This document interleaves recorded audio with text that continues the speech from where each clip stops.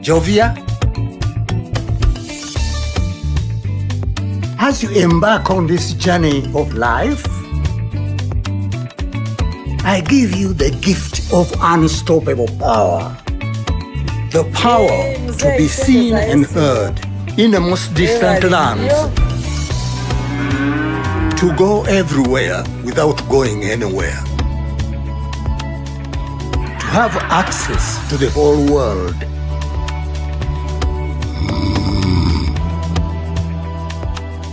To travel through time and know everything there is to be known.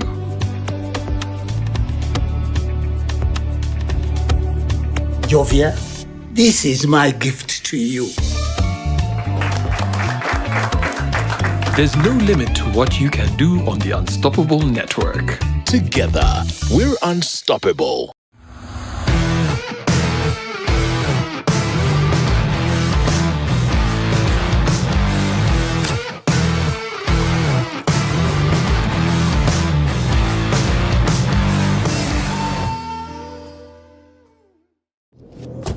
Are we ready to win? It's the WRC Safari Rally 2025. Everyone wins. Go, go, go!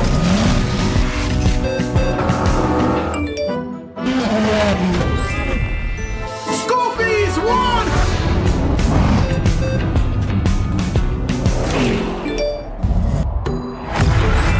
Gata won!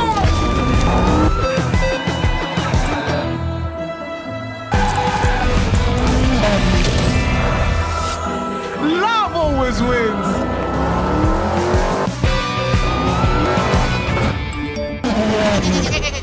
Easter happiness all around. Challenge section coming up. Grand prize won. Revisha and win big with the WRC Safari Rally 2025. Open or deposit into a KCB Gold Savings account and stand a chance to win. Revisha and feel the roar. You packed more with Harbour jelly and Harbour salt. Yes, we packed. It will protect your skin from skin rashes. More with pack. It is a new improved more with Harbour jelly. So soft and smooth. It is a more with Harbour jelly. Tell me, kids, the sense. Any irritations? No more rashes and irritations. Movit Harbour Jelly and Harbour Soap is rich in natural herbs for a smooth and glowing skin. Movit all day confidence.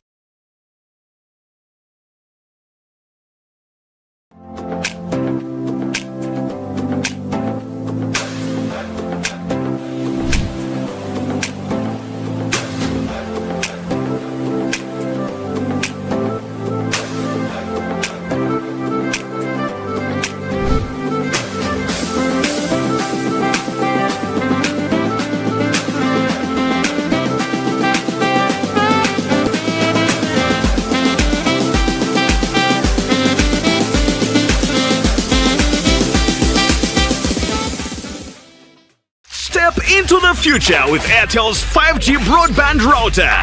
Now, with unlimited 5G bundles for limitless connections. Whether it's 8K streaming, seamless gaming right in your home, or connections for your business. Chawa THL Kredaki Hapiara Dek Wiaboro Me Odiku our first edition me Yite Twolo morning updates Pepi Mohani Ento P2A Mayor Pitch. Today is the 1st of May, the year 2025. Nimechel Mayor Beach, Wanda Joloko Edwenyen, Kunokone Pueda Attack, Mayor Radio QHL Station, Mayor Ticket in the end. Opo Doya Mut Mela Pasio, Kerminwa Bobson, Opio, Wanda to Yoli, Ilayotan, Yite Twolo morning updates for the program. Amemi Jema Paul, Ametia, Waboroka Beda Bocho, Otekela Chobori Ekadan, Teletam Kere Karachel.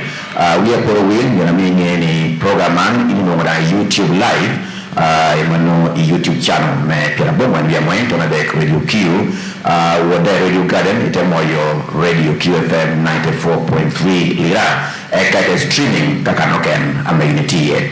Nyabro Frank Gold Yugi, welcome aboard, program Pea Beri Ekena, Anamiti Ajol Omina Ambrose, Amen, Kietunokoi Yekanen. Wahajole and Bimotu Eka, one time Medanin, karachiel kile program ambos apoyo cho inino teach amenu mi bel kile pacho da chai boro wa ya poe marata no ni latine ni beli ni bel pacho mi beli ye kana apoyo cho Frank ile ndio na baya adonya baya twal chini ni berina baya twal ni meyo chun neno ame otich okwere ni karachiel kile teacher tech amegere duty yukere tute mo papat na amechwala mod jo dushu ametiu irwa mar dushu achako kere jo ame cleaning offices jo ame weld guduno jo ame choho yugi boda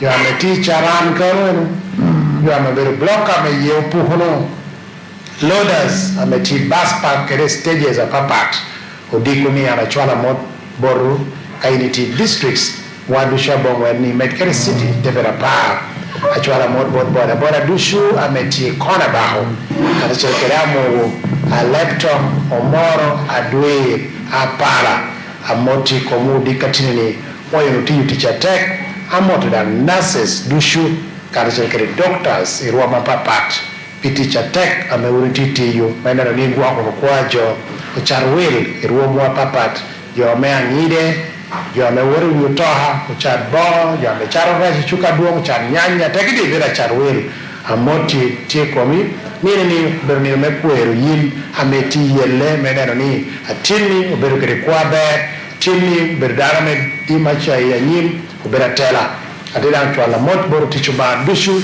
iruomu wa papat apo upitu tewu meneno ni otino ba obera ber ka dushu ila okegi bir lemogi chohor chungi meyugi tam wa mami ana chwala moto dit twal boru wedan pa wil kre chwala moto driver na chela ber twal driver me room health center for mona muha driver ni oberu driver chela kena me yuto amere kur ka pangyo ka kiri wa oto hachaka ko melit te kidoye yera de miti chango te woro ko ngeo lo jo ngeo pielo lo ngeo duo yuto kai mitila rikere chawa da ngeo lao kai mitin wai momo da ngeo wai mona muaeno ti room center for atemoto uncles na dushu ametiu lilim uncle kila guj karicho kile jo kai ni dushu amoti komuni na tini nyambo za ngora ajoli program man me Yite Twolo ineno man me kwero neno teach apoyo.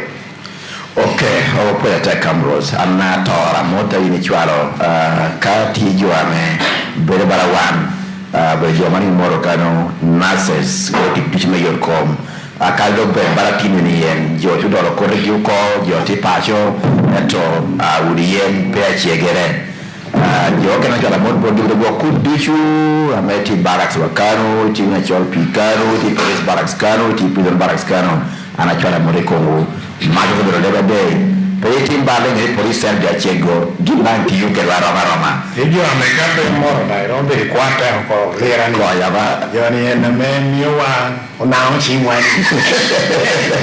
nyawa wa yo lel yawa wa era mori matkere na beti pinka no tabaya chon ko twal pi wako wakar dushu inero ni gwe ticha hichawa ko kome agira de kamit mutikano widi de kulero gi tongweno gi ameda mot marwa meriklen ping kucha ko Yite Twolo ticha me utiti yo kedum ka te de ka besho totwal ame mogoda me wa deno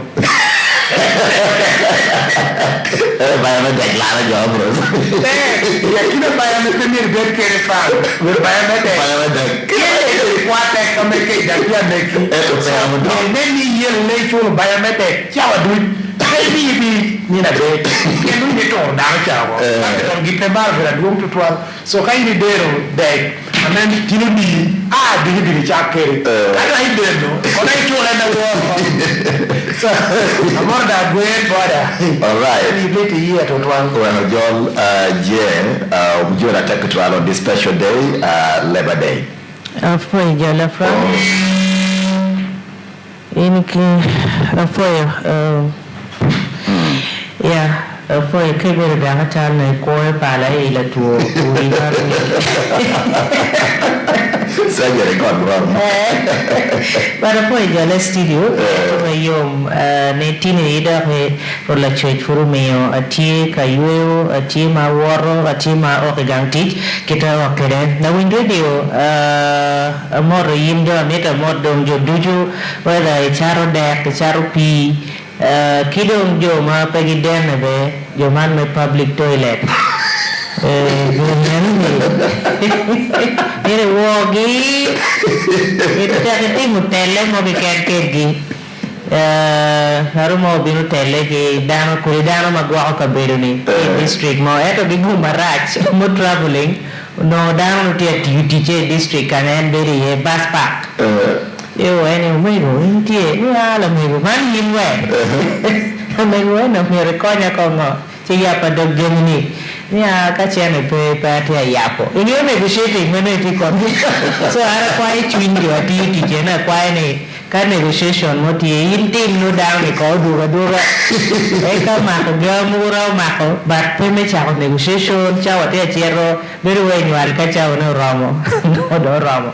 Otherwise, Pierre chapter 12, one may name Bedo, Mawa War, the White War, Bedo War, Pierre, you watch Dana Romo, got per Romo, and a poet. Frank, ang ngayon ni Palo teach, tini no kwera do chakre kabel mapapat jo Paul magitilo teach nyo jo magikoi chingi badlo teach unweng nyo one do you know tingo utia chela po icho Paul matek one of you beri yekani yen bila wiyope will anachwana board chairman duong keno kela managing director when you are twelve me beri microphone kan you are 12 me no karagonya mana dong teach wa eno miyama kwa cartoon man and anyway his excellency you Museveni yo kana turu ne tete kado ngire ni chwalo ize so one of four kita en chwalo makede okay waga mod DJ boss DJ cool ana chwalo da mod bori DJ boss boss na Unity FM angeo gere dana DJ boss tin program ngo kara igin kana legacy ngir ko ma ko legacy karo ko ogina chela yo mo ito peta koya DJ boss bero associate director of QFM exactly the directors work on DJ boss tie project ulumi ogin ngeni much of an extended family wa dit meno unyango ende tikin jo mukene the like of Sam Samu meno Big Sam jo kana do kito watikere gerne ni no matini ni no tikara chel kedwa all board of directors me radio stations zegene duju matilao kidon jo atia nata me tikara chel kire amgozo koboni DJ boss mere kere en kelo kano ano anya mitini ni tuko ma tie lango select no bino tuko UTC kagala wankuno doctor ni time timo fundraising mo manano meneno ni one of the players ma bino no wano ichoe jo timo ayao ikome wagana dugu form o meteke tuko kitano yame tuko kere so details ni duju kita tuko ne bebere kere anini jo me sport no geno bikelo koni iyubme the afternoon sports bench meno the like of okelo innocent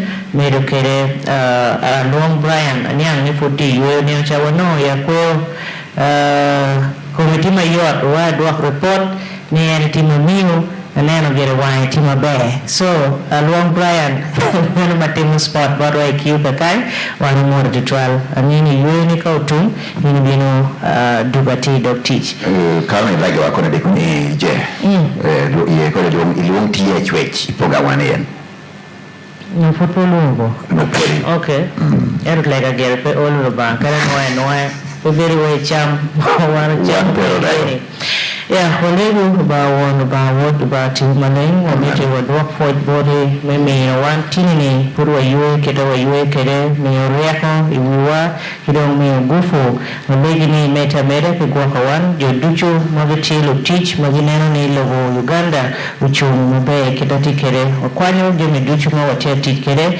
achel ki jo matia tiji ni machine chala kamera microphone medoki jo makuwa ya muhimu kwa kone i chakame program program ni na ya gikne ame ni Yesu Kristo roa. Amen. O bino wore break to do gam morning vex ni o dikatini ni enato ambo sikili mo te kawan pomoro. Ramwe yo kwa amoto ambo satwal maneno they have after 5 Amazon the place to be. Sini mo ko bora na rio karangeti ko he dogo matawa muda je okotin.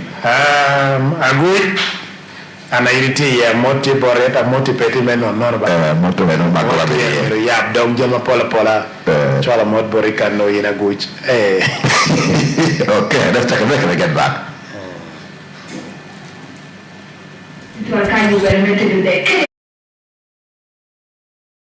Are we ready to win? It's the WRC Safari Rally 2025. Everyone wins. Go, go, go!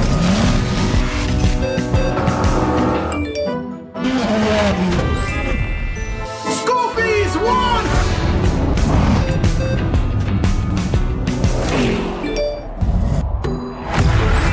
Gata, one!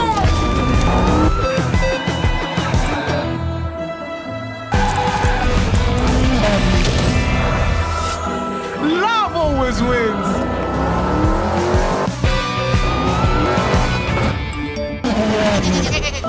Easter happiness all around. Challenging section coming up. Grand prize one. Revisha and win big with the WRC Safari Rally 2025. Open or deposit into a KCB Gold Savings account and stand a chance to win. Revisha and feel the roar. Have you packed more with Harbour jelly and Harbour soap? Yes, we packed. It will protect your skin from skin rashes. Move it back. It is a new improved Morbid Harbour jelly, so soft and smooth. It is a Morbid Harbour jelly. Tell me, kids, the sense. Any irritations? No more rashes and irritations. Movit Harbour Jelly and Harbour Soap is rich in natural herbs for a smooth and glowing skin. Movit all day confidence.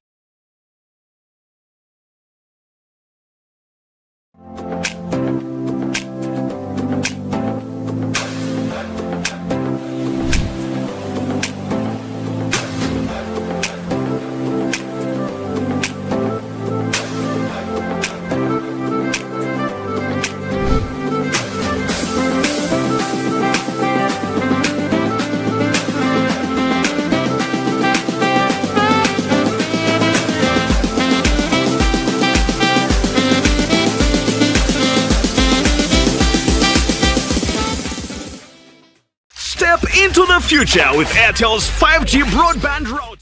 Yale daki apera beach we rio chujore donko I bojo kena peta kitwal awano otiugere mere tankeri karachel kuno winyi bori kitamini cho kere jame mora cherario ameno tie of concern pili kere chao kene community man morning vex kemini na udika timulie niwange kene chuiti ya chue kere na mechimwa abero 0776943943 nota bira bichel abongwen adek ekayin ite le yutam kerwa odikwa tinien kuno wana wingi bori jaman charario ameno tie chwerio kano manano iboj me morning vex eka chawari modiku shall be joined by a guest inside here. Hello Q.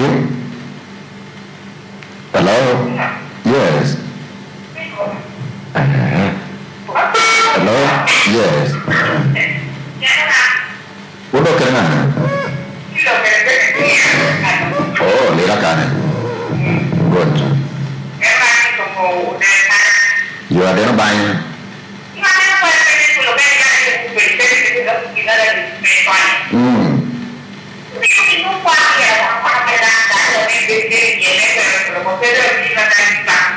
Kulicha kwa yenura ntiyame ururu wa yenura what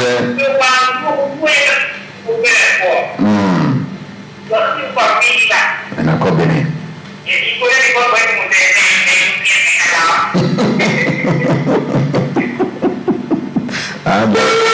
hello good hello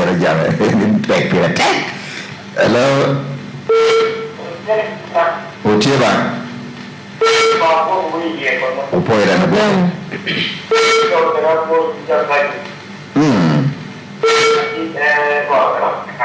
Okay.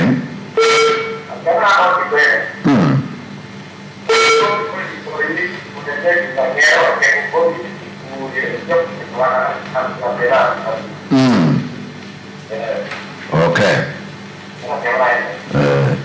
Jangan saja kau bani kuar, ni. Kau nanti mana makan goreng, tiba yellow, poro story no jom Japan. Februari madan monian. Halo.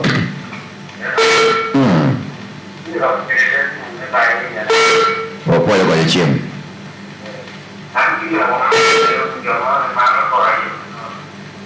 Tiba.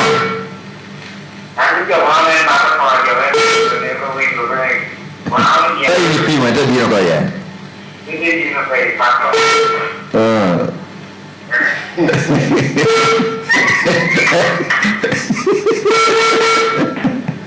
Mara, ini mau ngai walo, Robert Mekon, ini cuma ekor mon, kira-kira mar mata nama pelle yo, kuat dia kira tekstual, ini mata jangan belajar palo.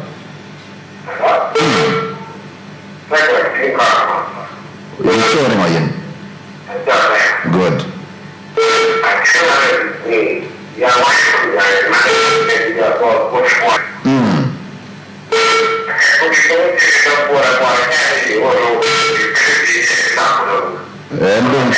Rata taki cimno miti kuene, ti kone, kumuti kumjau kan malera karen.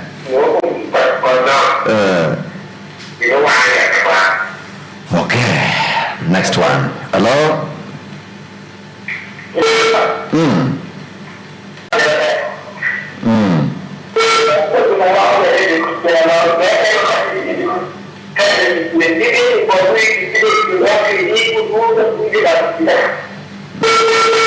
Okay, ini ya kau lain. Mana cakap cawan shortly, awak ya kau effects me odiko atinanian. Kamu nak cakap kan dong.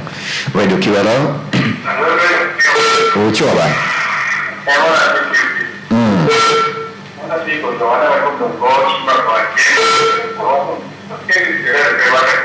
Ini ada macam orang.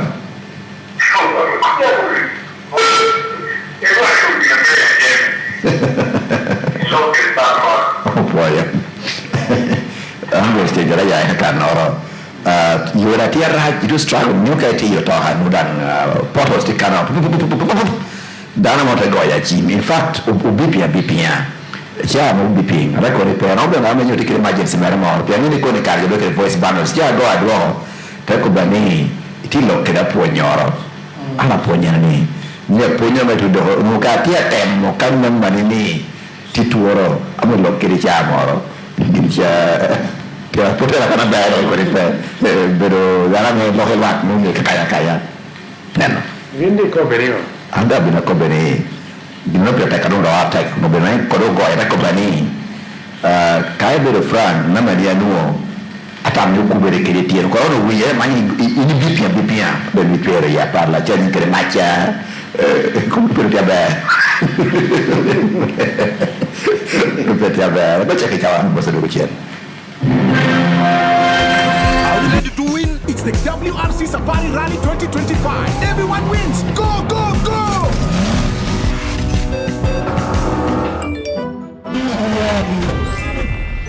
Scoofies won!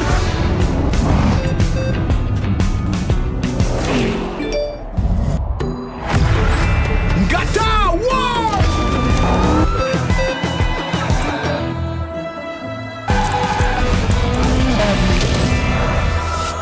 Love always wins!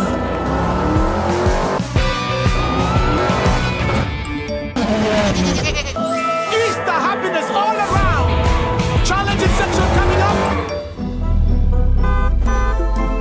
Grand prize won! Revisha and win big with the WRC Safari Rally 2025. Open Tune Radio Mechanic by our YouTube channel.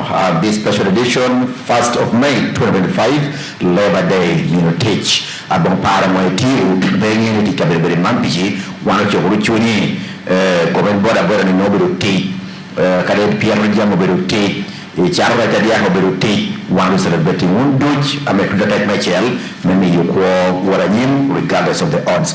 Yes, je terwa 360 degrees kuriye kan oberu de element of wang ire tam ini man de badenian.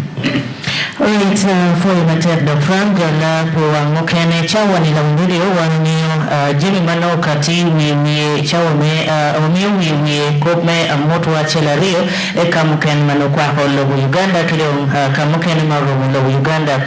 Now the report in news ni amot makamai kwa chia nyoro ni meno pinwich manok ma kwa ho lokom to chogo nyoto mamako chogo ilango sub-region owa to chogo ti well dano magechia karo kito chogo ti mapol to 12 pini meno jo nyolwak me lango sub-region peneo ngo kara makelo korito egini kidong kitme kwa kekere wako kineno in news ni amot makamai kwa ti maukati kunyuru ni to chogo ti yere dano mapol lango sub-region pini ngich petero molwak mati lango sub-region la warne lo council me Lira City West Division gubero a council meeting makamege donke neno karatach unyo maukati report maukati committee maneno lokomlim nyochente Lira City West tima kwa report eroni yokodahe kama no hatmo kwano unyo katime ya report me committee nyo finance committee la Dick James Mugisa ma ene yo kwano mega kawon kommelim me Lira City West lo councilors ukwayaro report eroni yako Frank medo kela win radio kejo matiane na wan YouTube man kono onongeni petien machiel malo councilor me Lira City West kwayaro report pa joni kun koko tieni meno chabachi unyo signature magi keroni Charlie Gina jo forging mapoti kita nomer ko bekere donc leno tima ki do wakati committee kuno kicha wachi miro dahe gendare goket dahe ching mukene kuno miro be ching manotie ati meno gina tie keleno speaker makeloni Daniel Okelo eno tie me gumarach twal ni meno petien machiel udago wa de malo councilors tia kwero report pa committee ya jara mosque je awuri ya da payotura ngo gesho ya sin my long time friend you take on now ma five support ko ga na bedian yani tia doctor be no niano tia be to produce land so da ngore kai kom ka five sa don ma ha ba do you report da ko irwa pe per file no tia council pa ga record tia you tell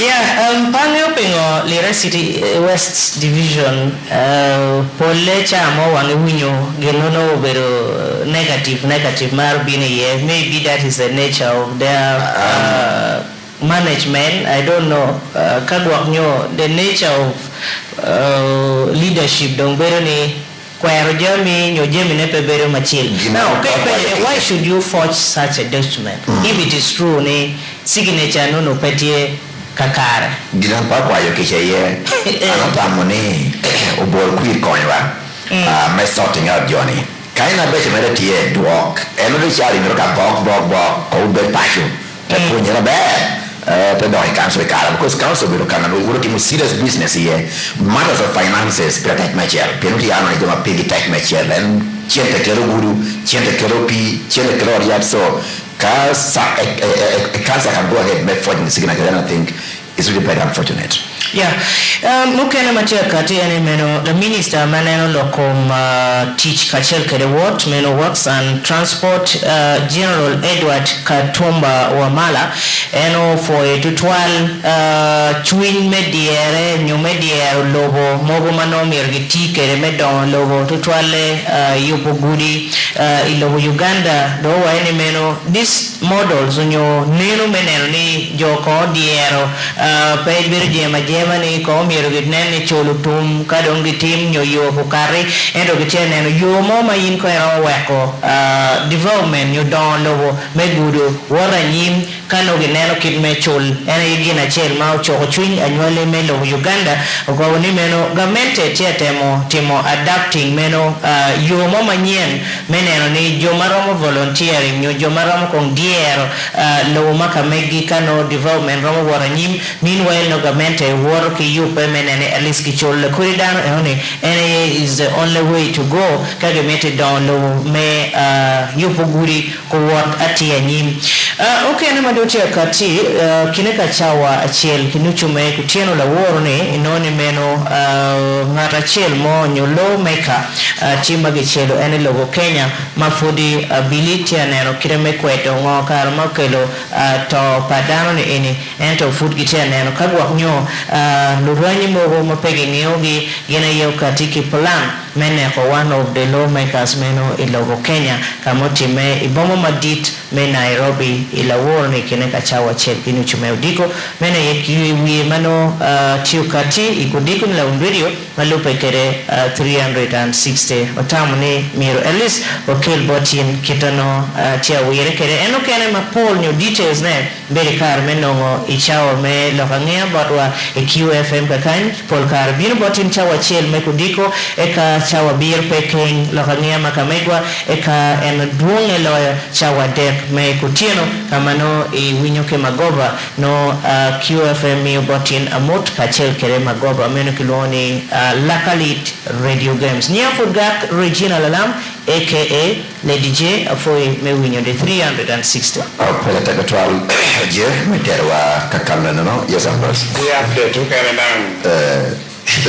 the night or not I say more in Kenya o charlo mere ngom ya mo charlo e wote pango bas e ko biana holo ko wote lwak ameti basi tera kena basi tera kena do rama very city ame velare figure driver kena all bus of 64 seater for instance chenetie baka ko ni chenetie no ni chenetie chanko romero chanko ndogo ni merobet bakari chente tie technician wa megwa kancha wendo tikere chente ona duoni bakari bacha loro lori fardo pa bacha loro kancha wor Kampala I don't know gimo peti behind but way willow newspaper hinkeni tia no kara jo willow wengini ko ni mani pedo well kat ka mo kai printing undo wi ana will papar ni ko duju so down get away no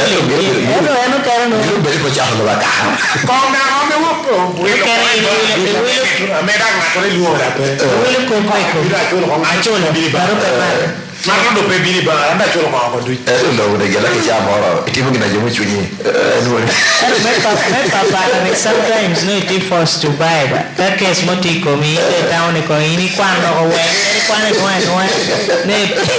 no pude wilo per town ni yinkere e kwan lo che ti guru ko mi okay poi wacha house me to 360 for fellow investors won yen better ke gold bonanza fellow investors enjoy investing overseas I'm also one of the investors I see Barcelona ke Inter Milan to goals a deck ikoma deck so we don't go on team Pacho Kucha ilo Italy so I won on team no 3-3 was a score line. All right, we do want to check to do with guess what Tiakan Eddie Morris Obeng.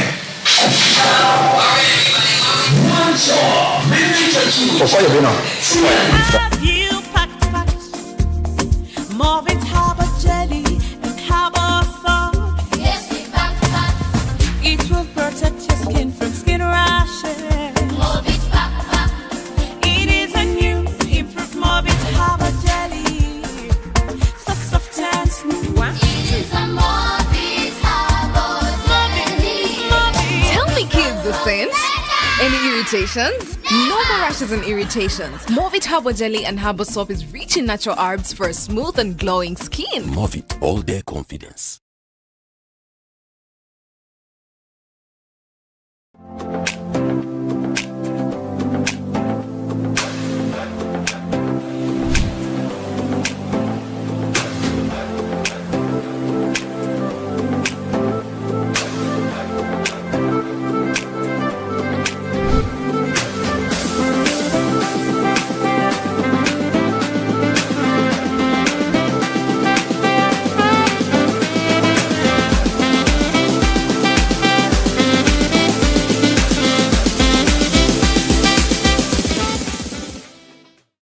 Step into the future with Airtel's 5G broadband router. Now, with unlimited 5G bundles for limitless connections. Whether it's 8K streaming, seamless gaming right in your home, or connections for your business, there is a bundle for you. Dial *100#, select option 7, or use the My Airtel app and pick every third bundle. No installation fees, exclusive to Airtel 5G devices. Call 0800. Welcome back. Itimedekere wenye fama pia bomwen we are going to Nadek Radio QFM pia na YouTube channel. We appreciate you make it data chini ekate streaming program man. Yekan you are the program pia Frank Gold Yogi check the Ambrose check the Lady J ekawera wawero chutuni yekan team our first edition Yite Twolo for the month of May.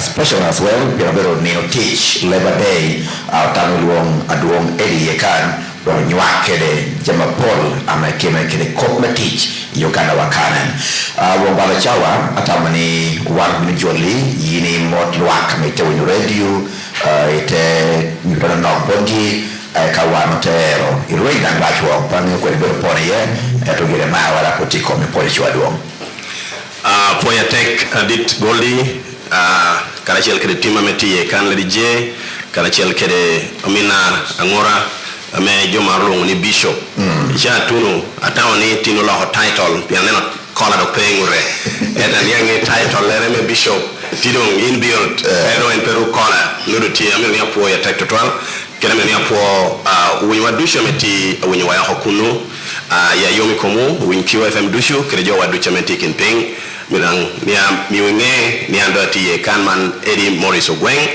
pijo kena menyo pengea anabero dana chelma Uganda kan ametia kwa Lira City Eddie Morris Ogwengo beratina kwiri ame tikele neno atut pila me Uganda da ya yomi dikatin yome QF mtaoni obin o rate kere wiyamu kuna loho kere jo pirate yomi uningeyo adung bishop ni Eddie Morris tikelu ye kane tikele neno mebero achochik pilwa me Lira City West e parliament ma pario obergine chela me neno natiye da tiane ni legu tia chobere pien dogola tia yabre ni no kelino atidan kere gen ni te parri me NRM atikere kare me beno arana du e te parri e division me Lira City West man jema game atawani kwa hokoma kera pira tek pin natini ko me Labor Day yada yomi abedi kino yimwala me Uganda ame onu midila iloke kom miyuti boho bot yo ayot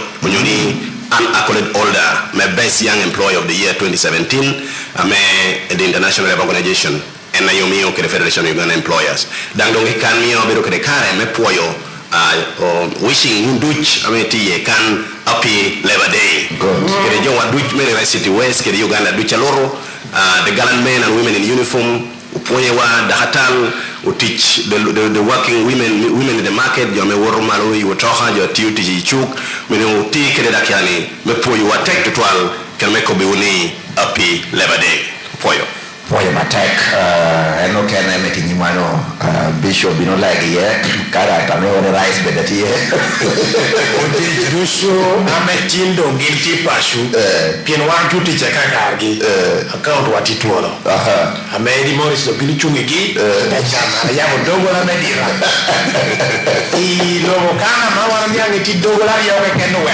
Twolo me a cielo con i dogola me morti Twolo me a neno li al morti Twolo so tiri dogola me morti Twolo Eddie Morris birichu mi unde unde kale uru do kape do yo abura gina na ko wani po pm kare o ko ni kane ye aya you take a break can we change out and engaging kede Eddie Morris we appreciate you for honoring our invitation. Are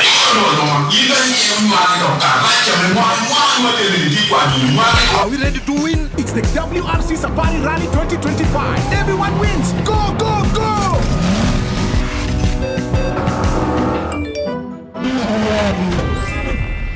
School fees, one!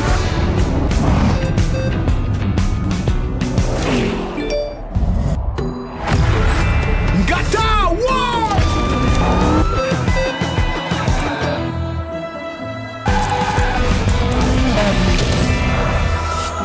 Love always wins.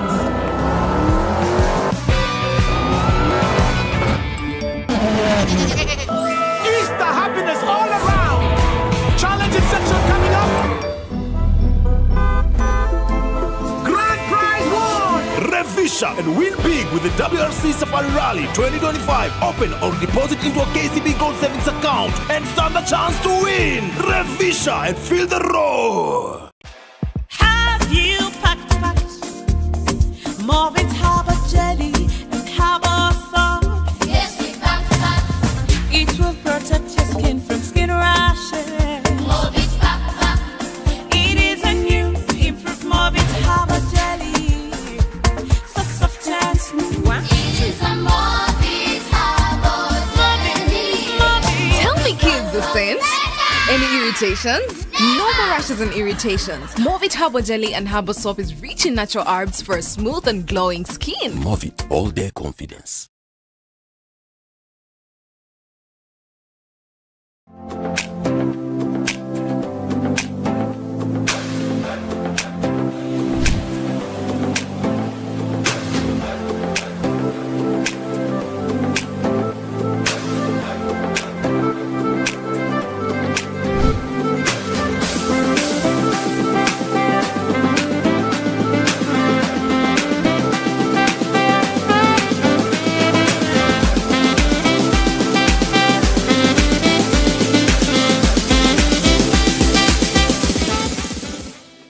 Step into the future with Airtel's 5G broadband router.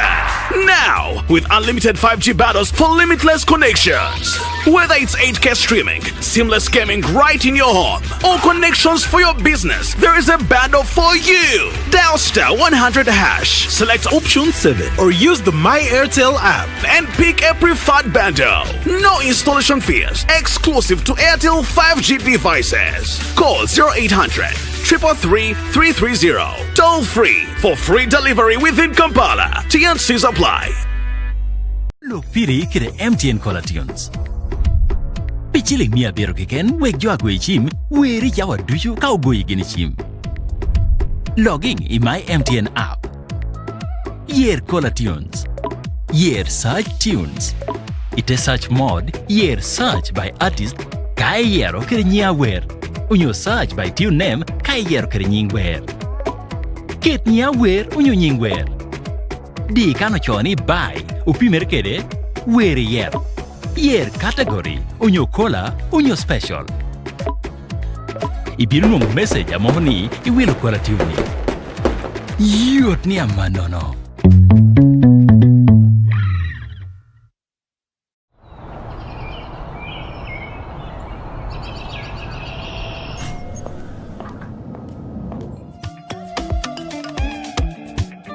Jovia, as you embark on this journey of life, I give you the gift of unstoppable power. The power to be seen and heard in the most distant lands. To go everywhere without going anywhere. To have access to the whole world. Your radio QFM odika tinanien kuno iyekan otiekere Eddie Morris Ogweng wana gwera na tinanien bobero nina wano teach nino ni ina teach ametio hokan wana kobani pero mikaniketwe tai te wari opichi yetu wanduchu tutatek machel nino kede nino igara partner nino kuo omedanyim dum Eddie Morris one ya kancha dik meodiku and chawani bedroom will try our best wanjo iyekani interacting kedi inatinani amekemo lokoma Labor Day ana yambu ye iborakanen anatikere focus ikoma jowa yot me Uganda kaini ngiyo census me utimu recently mingi koni percenti onywali me Uganda ametikere mwa para botu nkere pia dek ti 78% and kare it breaking down been to about 7.7 million young people who take employable skills who teach Uganda can. Unfortunately, percentage unemployment is just standing at 13%.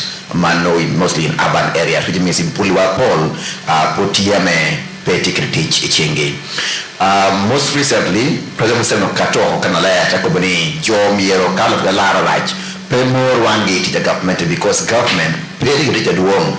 I think government is trying to get all about 1 million jobs. People in Uganda, no teach. So when is about 9%.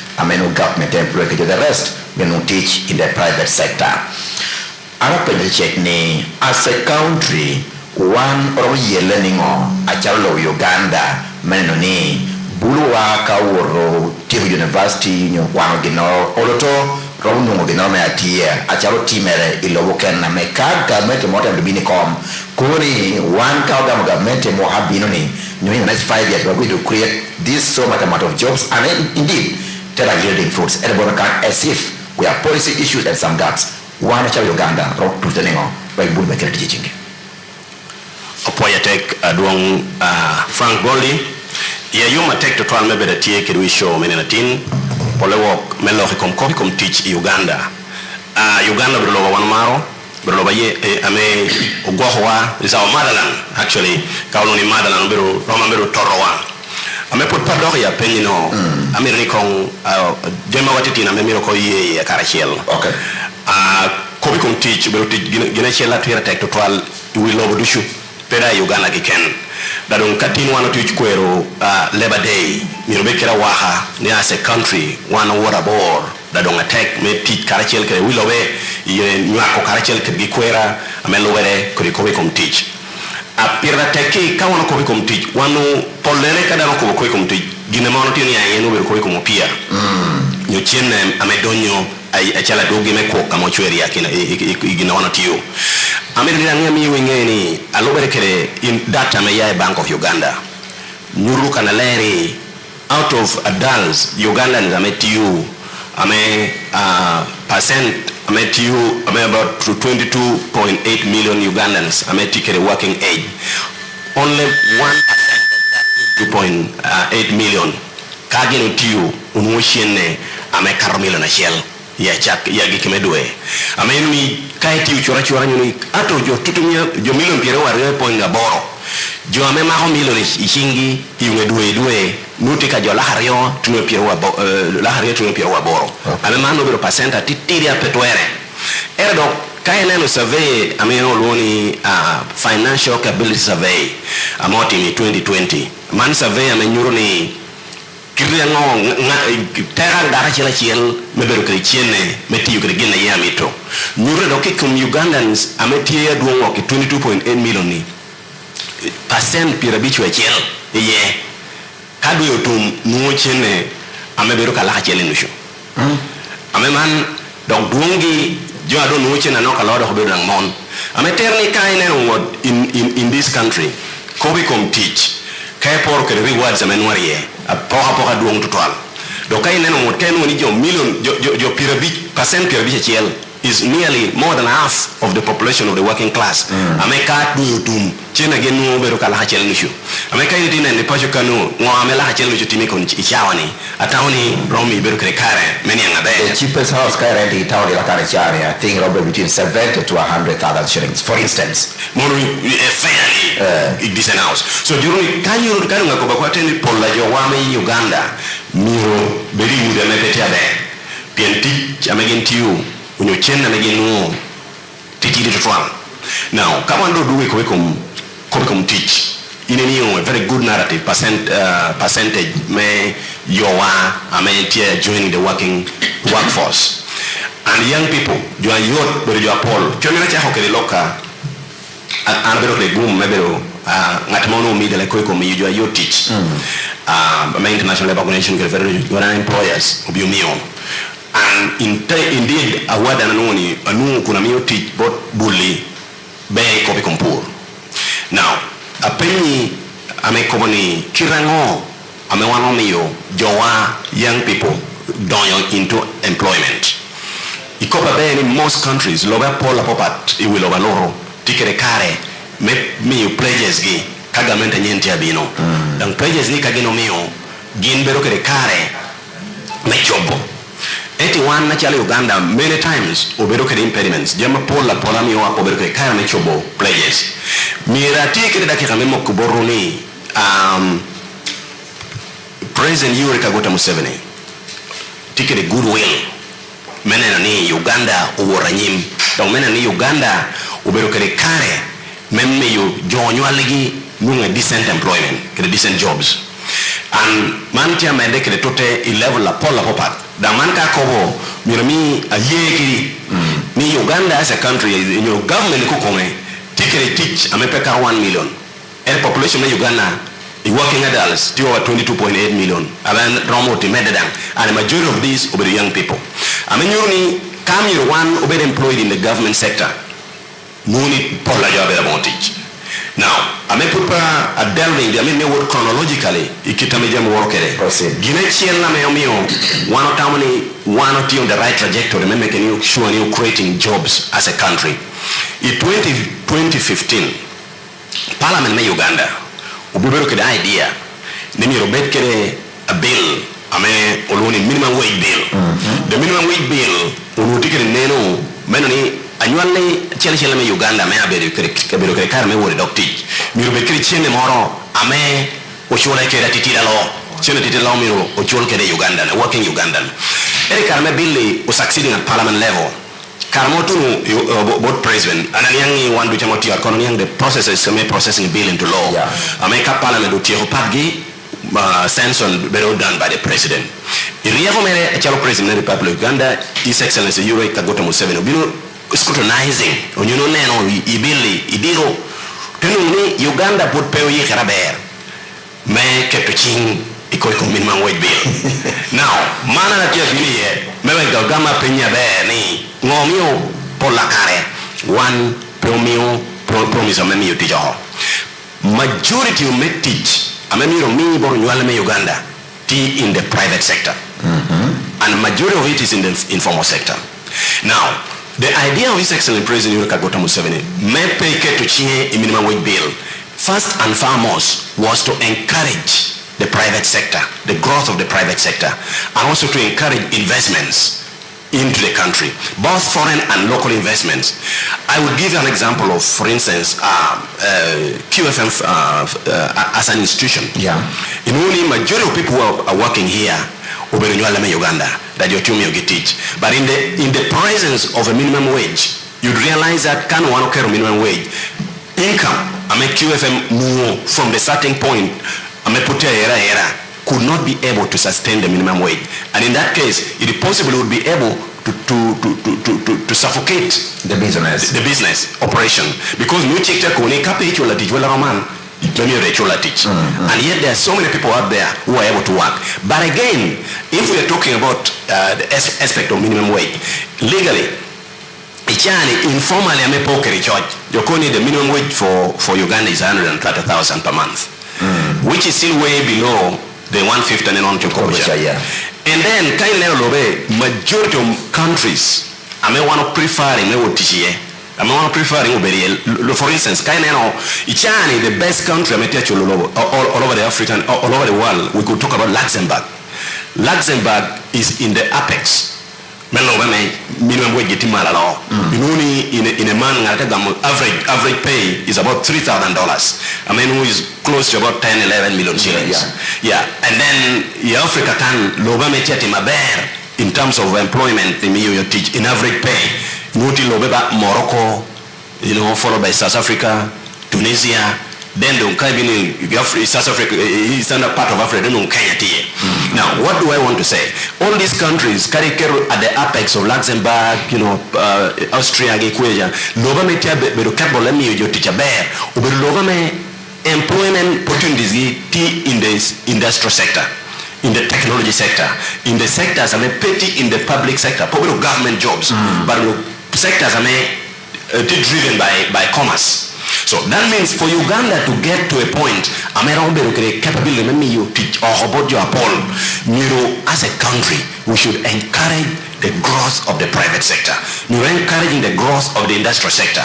And for a city like Lira City, for instance, you're projecting opportunity,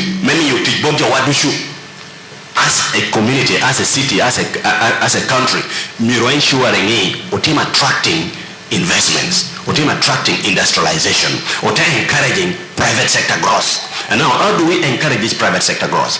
At the moment, as a country, we were trying to veer off. Okay. Because in terms of when we talk about, in trying to encourage investment, we were giving what we call tax holidays to foreign investors. And those were actually stifling local investments. And yet, if we encourage both, opportunity, we could be able to give huge amount of employment to so many people. So, among many other things, a snapshot of the major employment sectors, companies in major employment. Overall, government. If you look at the women going to the market, the women in the market here, you talk about every day,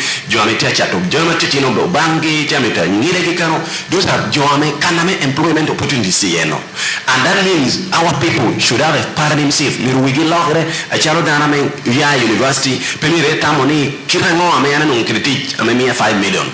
That would be an unrealistic expectation. Now, education system in Uganda. Our education system for a long time, opportunity university should dress smart. Don't worry, you are going to teach. It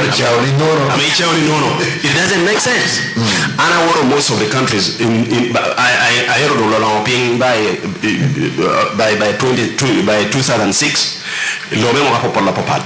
and I realized the nature and opportunities that still many. I don't mean in the UK, for instance. I realized majority of work I met in the UK.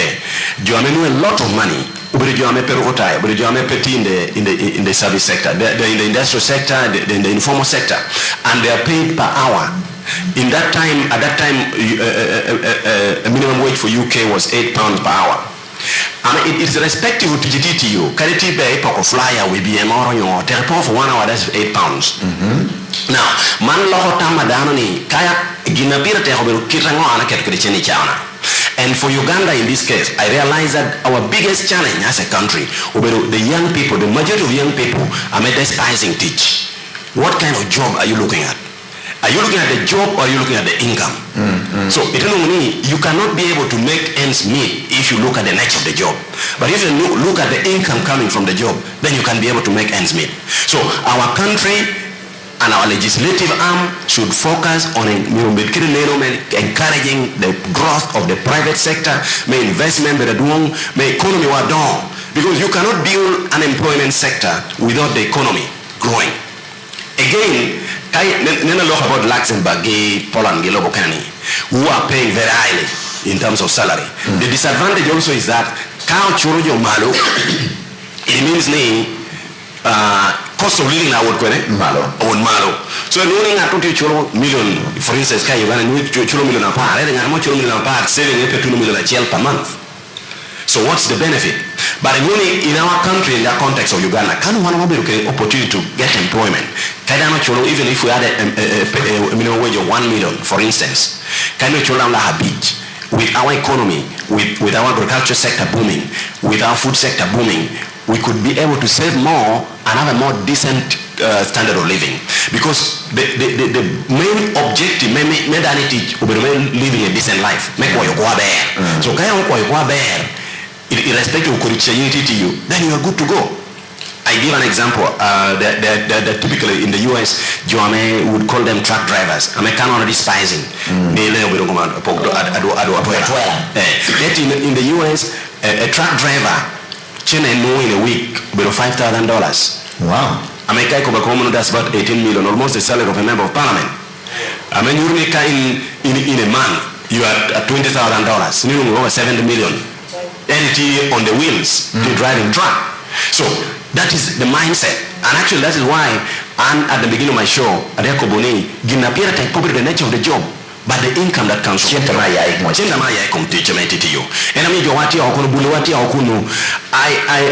in my company and I'm running company with Smart Agricultural Solutions. Okay. My mission, only my farm, my office is in the farm. So my office in the farm. And for a long time, a number of young people tell me to logo shingi shadu. Premier look chinka polile. So the most important thing, go and make your hands dirty, then come and wash it. By the time you need washing, mudung ginabete. My late father Mzee Silveso Kuliamkoni Chalagina Jotina the Wakano Chabun. So Kalo Chabun Tiani Jodi Shingi Kirigin Alamioni. Momono. Yes. I wanted to make a local minimum wage at the tail end of the show, but thank God you like raising your the last time we had a minimum wage as a country, way back in 1984, minimum wage nutuke shilling tutumia BCL. That's what it's as it stands right now. 6,000 shillings. Yeah. Applicable PPTU to the BCL Don't you think to avoid exploitation of the young people and the workforce by the private sector in the company? Pero me present ni yo ye akari po kero ke donga ta but let's say cowbell media industry maybe kare chula chwa mut pastor ti be general man tani ka jara hypothetically that cowbell could join here and maybe it can be chilling lahari. Don't you think we need to have some regulation to avoid exploitation so that to make condom down condom igina pa na ma pango ta chamde because now the cost of living is not the same as it was in 2010 or in 2012. It keeps rising every now and then. Apoy mate call Frank Goldie. Yeah, you rally in any team you hypothetically mean who did not help. No pero konya. Alme gama ya koni no romo konya. Now why no romo konya pingo? Gine chiel amera puto wara duriye. Ko minimum wage miromi ngeni berere tikwene. Berna machiel unu tiene miromi jo bedkeri China John Mirope Bedame Poheratwal. You know inequality. Miro inequality pebeda dua ye. Na marioda ntieni miromijo a decent mo package. Miromijo chene mora me kong dang timo. Miyo kwa bebe kititiko nui chada ko deng. Yeah. We ngatuwe we wallet. Tira teng. So ka wallet deng nurang bear. Now, inyo kirna ko bikere tam make a minimum wage back into this country. Where the process was even initiated than at the level of parliament. Yeah. Atawani kanu doko dugongo anati parliament na pari o kitate woriani. No doko ne idiri oromo doko. Pia no ati ane na chalo ngata me obe na employer myself. Oh yeah. Keda no neno kira mejo kenni ogine kede. Eti kaya neno comparing kede lobe ameti kede minimum wage. Inuni bereda tie rachera tie. For instance, rachera na mitumiyo ichani ubedoni kado minimum wage tiyoko. Miyoko become collective bargaining. Ameyam jo timu through trade unions. Pero timere. Because you know every employer are referring in bon minimum wage bill, the minimum law. I've actually paid you more than what would require. For instance, Ghana could be yacht can any chani. Can't pay minimum wage. Kaneno nyimiti amenye chila moya matai. Anelo bishop tujo la be. Amenyuni minimum wage bear era kari beda pera ngao. You don't negotiating. For instance, capability adana chela omiyo opportunity. Ginero anangia bear. Giname employers should focus on as young people who will be impressing the employer. If you impress the employer, you make sure that the job you are doing is making money for the owner of the business. That employer will not want to lose you. Normally, and my main thing has always been Calvin Berry. Besides being an employer, I'm an educator as well.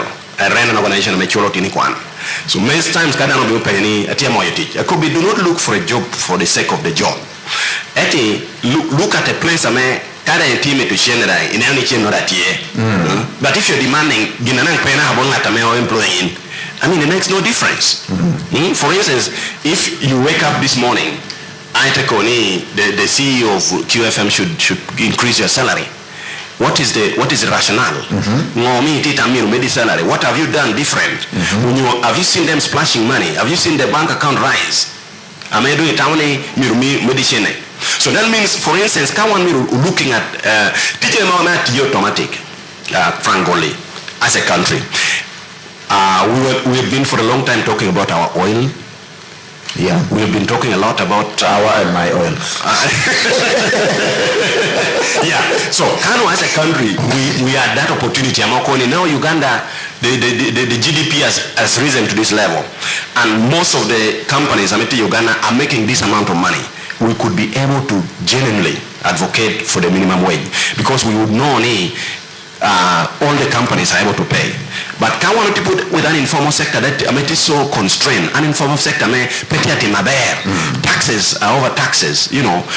I would, for myself, and I would think we needed to even talk about taxes before talk about the minimum wage. We shall come to that as well. Yeah, because if for instance we are still saying more than only about 5% of businesses see their next birthday. How are we going to employ people when businesses are seeing their birthday?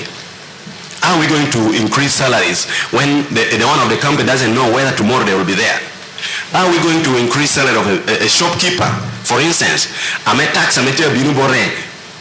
he cannot pay the rent for the next month. So these are the intricacies. As people of Uganda, we are being realistic and patriotic. For instance, can you be a farmer like myself? You are farm workers. Are you not going to pay them when you made a lot of money? For instance, 10 metric tons, and your mommy skills more in this place to make you get this are the workers. Pay me, you get anything. Because if you lose them, you lose the business. So in my mind, the opposite should be true. Let's work hard, increasing exponentially the income of employers. And when we are genuinely aware, then we can demand. And we can make a demand even informally. We need the trade unions and even at the workplace level. And again, there are other benefits we don't teach. I would actually think preferably you could even enjoy them. And I stand for benefits at workplaces. And that is why I look at places like the government work. Many times, in the morning I was reading a story about civil servants, teachers, medical people. To the extent that they're not retiring, they don't read 3 to 4 years of no benefit. How is that supposed to be? In the district here, in the city here, we have people making no salary. In charge of the personnel. Ensuring decentralized it is about a click away. You prepare it in advance, and your primary law will come payroll. Pay your payroll and your children in time. When I can still have it. But you find that salary how good is that? So before we even talk about the minimum wage, how about how is it being paid? Are you being paid? You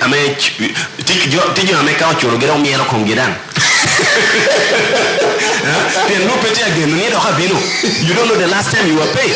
And this is a cause, not the government.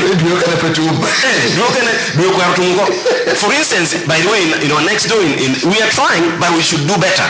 In South Sudan, for instance, there are people who have gone without pay for over months, for years, even including the military. Now, I would believe me, as a country, we can do better. And my advocacy, number one, let it be in time. Actually, currently, salary loan, you're paying, when are you paid?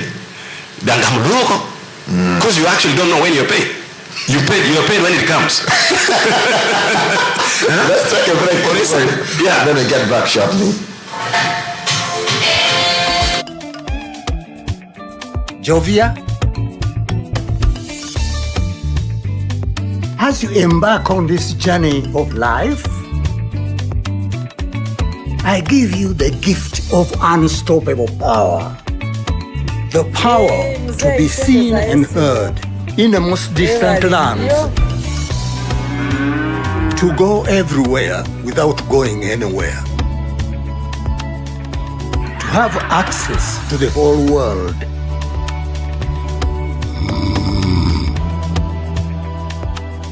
To travel through time and know everything there is to be known.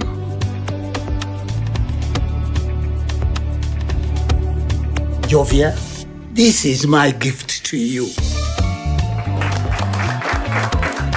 There's no limit to what you can do on the Unstoppable Network. Together, we're unstoppable.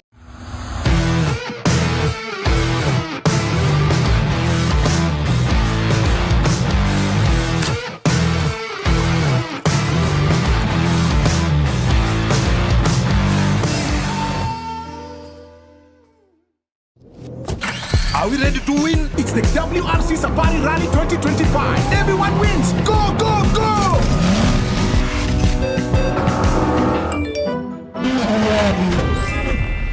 School fees, one!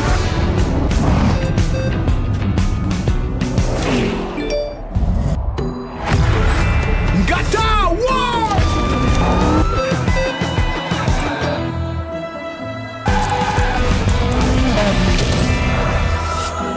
Love always wins.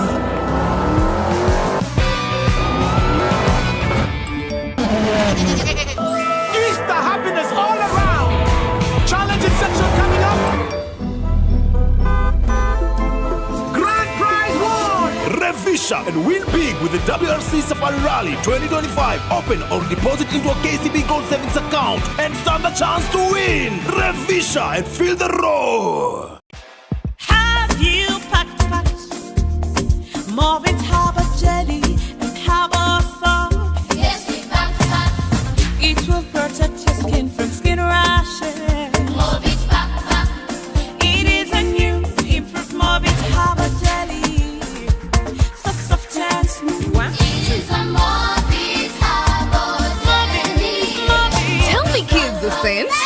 Any irritations? No more rashes and irritations. Movit Harbour Jelly and Harbour Soap is rich in natural herbs for a smooth and glowing skin. Movit all day confidence.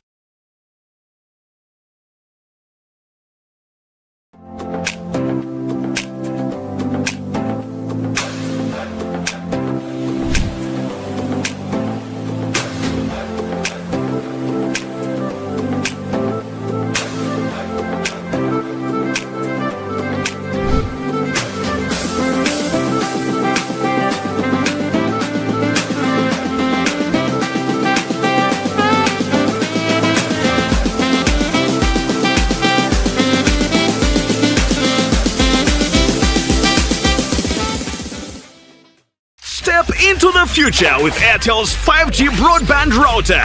Now, with unlimited 5G battles for limitless connections. Whether it's 8K streaming, seamless gaming right in your home. Team Yite Twolo morning updates. We are also live on our YouTube channel. Thanks to Justin, Sandy, and then Sammy. I may take all this live stream. We're more Radio QFM live. I take following program man. We are doing Radio Garden. Yekan utieke de duong Eddie Morris Wang. Ame utiwe yang ke ye cosmetic Uganda wakan wananga technique. There are so many challenges. Ame tie akemu cosmetic Uganda, especially young people. Tie ye la tech menunguti anything they pay. I think you had a sneak peek. Ya penyana so mio do it here or yana nupera pay, which is interesting. Yine company teach federal government. You all agree with that? Yeah. Now talking about the private sector, iko danga be ni pola jo chaho biashara, gera biashara ni yen peri mo asia no to amo du cha jo chaho be jo yot. In ko gori me cha processing form kind of form 18, form 19, form 20 from URS. I've been there myself. I know. Cha to part with money. I'm a chaka na peti yen. I tell you biashara ni pera ka ko chinte URA technical assessment ki cha ka assessment cha duo me da loan capital ame bulu ticket. At the end of the day bulu ni ko mi bulu kana teaching teche go do hamera ko reche go biashara ko and it goes back home bankrupt. This seems to me as a policy issue that must be talked about either in our councils, either in our parliament, where key quarter better yacht. Another penny, Italian government will continue a conducive environment, but private sector to thrive. Make on your core, you teach. The other issue also, Mameguru locum terra. You may appear from the city. The city, you mean a chalo an industrial city, which means they can create industrial parks. For instance, In these newly created cities, you would not think about Fort Portal because it's a tourism city. You would think about Lira, fast by nothing seems to be even a work in progress. Don't you think we have a missing link in terms of our governance system, the will politically? I'm going to take Frank Goldie. You can't ignore me. Well, it could become private sector growth. Yeah, you may issue me the industrial hub and later being an industrial city. And I've been on a me to private sector or don't. It could come on about a victim of the private sector growth because a number of times I rose and fell down over the challenges. For instance, recently at around the COVID time, a bit among the few Ugandans, giving a shot at export of meat, for instance. Okay. I was exporting meat to China. That to the extent and one day, my slaughterhouse, you are flying down from Dubai, maybe and with my partners going, what do we do? Where do this? We don't seem to have the kind of quality they're thinking, but we're giving the quality. The technicality, the things that are required to produce the best quality of these things require a huge amount of money we're putting in place. And actually, in regional law, the best slaughterhouse in Nairobi. The second best, Enemeti Kampala, Kajon to a lot of requirements to improve upon them. Now, in terms of will, growth of the private sector, I would think our leaders need to be more bold and intentional about demanding for some of these things. The last time I looked within the ministry circles, the Ugandan population is over 40 million. In a silver plate, you need to demand for them. Actually, Uganda, we need people, even now, beginning from the city. Characteristic, I'm pulling Germany by force. Engaging government, including government. By force. To the extent, authority, you exist. And I've done this a number of times, including President Museveni landing in my village with this plane. That means I inquisitively ensure I cause reason for him to do that. Now, Koikum Industrial Park Melam, should have happened yesterday. In any case, Jamiwa Memiwa Lole Rani City, Tia lacking. Tijama Pola Memiro qualifying to be a city. America qualifying us to be a city. According to the SDG number 11, majority of Uganda, the world population is over 8 billion now. And majority of them tell me to be cities. Now, you want to be in cities. You want to be walking in the teach. So, you need city one, you will create an enabling environment. And I mean, Bulwa teach, I mean, Bulwa Kwa, you take into the amenities that you tell me to move in the city. Even amenities, it's over job opportunities. Yeah. Because come on, take opportunities like the dance halls, I made to descend, I made Kajo or Mecho Lotum. I don't know how many people, young people, are merely, I may want you lack yellow or meal. By the time dance hall, you take your lack yellow meal, meaning that I made DJ, bouncer could be paid 3 million. A decent pay. So we need to create this environment, and we are going to create it through the leaders we have, making sure the Kauko Industrial Park, let it be there. Now, Kajua offers Melan for the industrial park. Normally, there are letters of credit, alongside it. We need to demand for some of these things. We're demanding. Pianka, for instance, today, Goldie Franco Yugi, Industrial Park here. The next thing that you're going to search for is a letter of credit. I may not tell me the plan you have will be financed by a prominent bank. You have the resources to do that. So Germany do work alongside each other. It is not in isolation. So one point out there is celebrating later industrial park. So Jomamo are offering a land.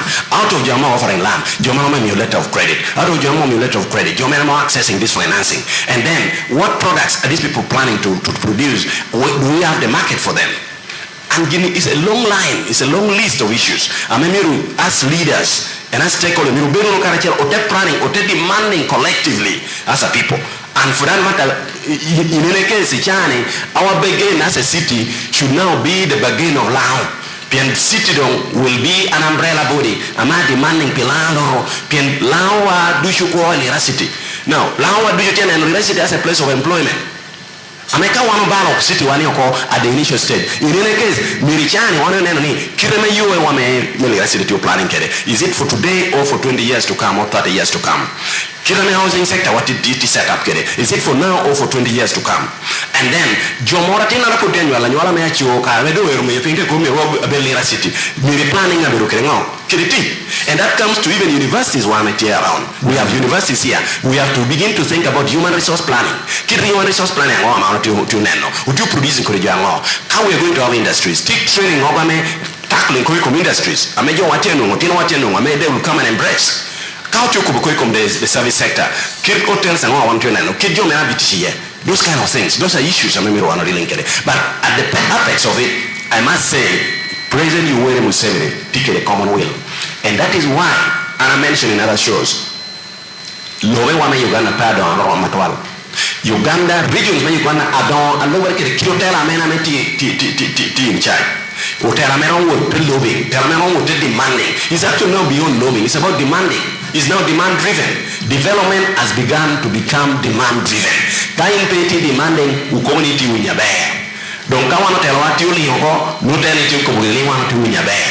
So you tell one you need one put you in your bear. So quand one put you in your bear, you're going demanding for services. Capo Ogamo at the national level. I mean you tell what you're John and you government at time. Kai want about the men we want this. Kaka men there are other alternatives. There are negotiations at the World Trade Organization level. There are negotiations at the African Development Bank level. There are negotiations at the World Bank level. I mean, some of these things. And we have seen other regions. For instance, Kenya Gulu, the development Gulu, particularly why? They have demanded. And they have demanded from government, they have demanded from development partners, and they have a cause and a reason to make it happen. So as a country, Achalo city, we must wake up. Whatever demanding what belongs to us. And Kawan for demanding fair will wake us up. I can't feel dangerous because number one, our housing sector pretty well planned, and our industry sector pretty well planned, and our road network pretty well planned, our electricity system pretty well planned. American economic near being investing in Lera cannot accept it because my tear blinking all the time. And the road sector pretty planned, they cannot live in this place. The investors want to live in a decent place. Give permit to be in a place pretty well planned. Permit to be in a place where there are no health care systems. I'm in place. So, the few ministers we should create an avenue of discussion. In the 5 years I've been what do we want for Lera? What do we want for Lao? How are we going to get it? Where are the resources? It should go beyond rhetoric.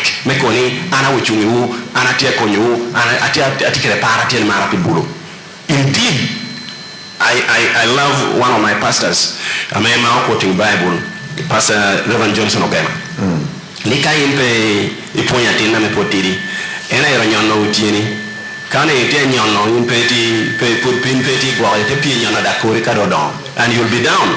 So as a country and as a region, Kawan Po taking care of our young people, it will blow out. Whatever a place in a city may be permit. Pienjoa yeyigi peyum. Ikarati pande yo we're going to shower to me proceeding. Okay. Are we ready to win? It's the WRC Safari Rally 2025. Everyone wins. Go, go, go!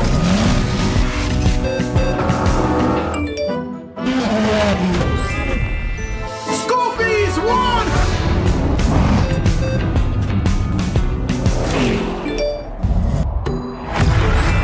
Gata won!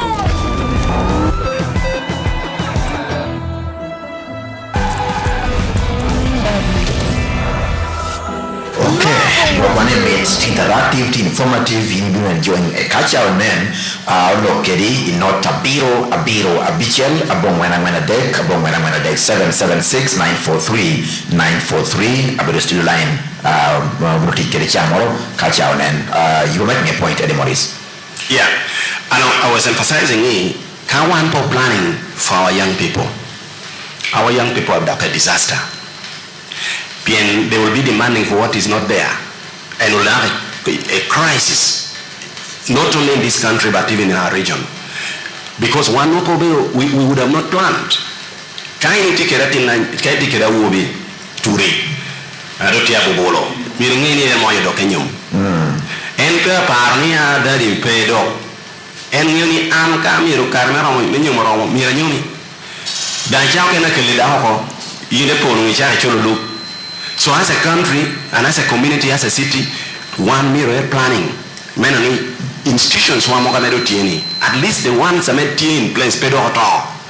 Businesses sametieni pedo hoto. And this calls for even encouraging our investors, local investors, businessmen and the town can, irrespective of their inclinations politically or even socially or what.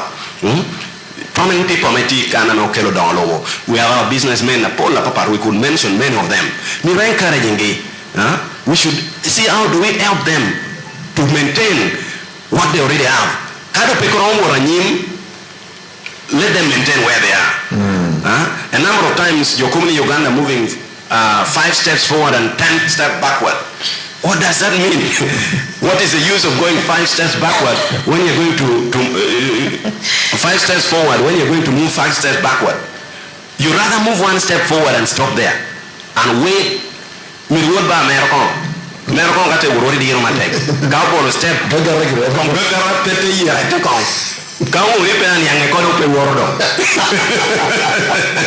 So that is where we are now as a city. The gains I want to establishing. Kado muni put borome do ginarie. Kompo kwangi norie. I know me about our prominent businessmen. Mi wano magi, mi ron supporting gi, mi ron uyeni gi nango dong. Kati gi noro mo ti me yogi chungi kano ti yeni. Ukwangi me chungi kano. I don't want to hear one day near out of the 5, 6, 7 radio stations we have a chela hoto. No. Doesn't make sense. When you our like towers, no you take the Clement Mall, you know, these are the one rolling on Amolam complex. The Amolam complex. We want to see them prosper. How many people are they employing? These are the sources of employment. Target all employing your work for now. You don't need capacity to employ even more in the future. Kilo employment would you can I don't dare copy come or tida gena mi wati that ko doxe met ginorie ko doxe young people so want to see our young people moyer woti tiangi we logali and we logali were you pick and you pick and you're driving. I would be proud to see young people drive, young people flourish, young people build, but it's a step-by-step process, and that means our engagement both at the local level as what we have, we should sustain it. Getting more demanding, you talked about something about the will of government. The will of government is there. We have established the private sector foundation. But practically myself, it requires bold steps. That means what as a group, what as a team. For instance, if our Chamber of Commerce can prepare themselves well, or take it with the young people with investment plan, prepare themselves well, or tell me you're accountable. If you're talking about private sector, tell me you're there should be accountability. The bank of the Uganda Government Bank, how much have you given? I have had discussions with some of these powers that be. Anka beru ke gi chohere polere chohere kati wo pian pami to rhetoric pami to check law akobi yini go Uganda Government Bank tami yo chenne a due war lira a due war to the young people. For instance, karame COVID, there was money released pijo amotia suffering COVID a due bilo lira. But you find in other places schools can't do to schools to them to their rescue. That goes back to leadership. Natumi ubetiema yare kobi one over Kampala, one over Uganda Government Bank, one over a private sector foundation. There should be an affirmative action of sort. Indeed, I have mentioned several. Lao put him affirmative action. Lao put the way we are, put prepared maybe in Kerejoni. Kakuni John and Uganda, you know, other places. We need some arrangement.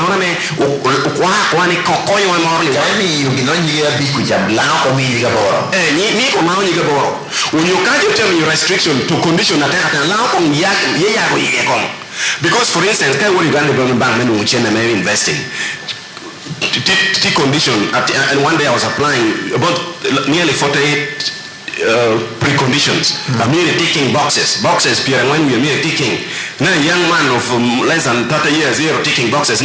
You're talking about land title, you're talking about bank settlement, you're talking about audited reports account. Some of those maybe can happen. But how about the financials? So that means that a decent business plan, a decent idea, it cannot be financed because natural will not be Pien kacha piem kerengata ya Buganda ame possibly actually kwa mas MBA mere Harvard tube kereka yini kare bina sol kwa na sol yini tami dong you na to lokedi ya no you do koya lo I am in succeeding and that's a mimi dong pemiro miki no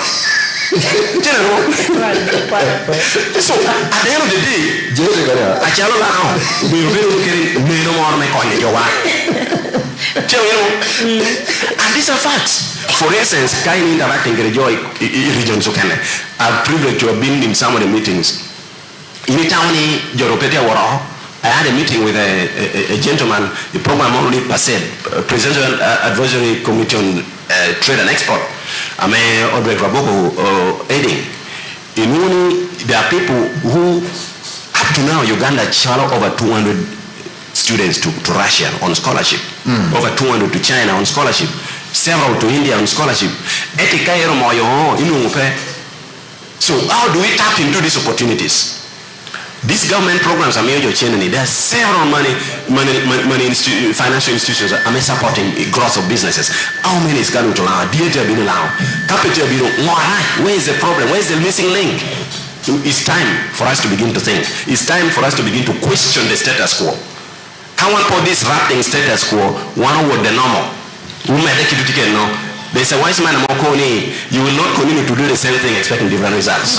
So can one make different results? We must disrupt the status quo, including the leadership. You're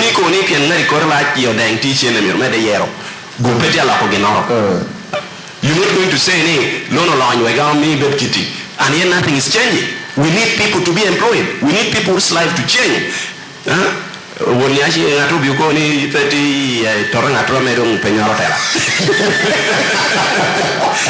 So in that same regard, so at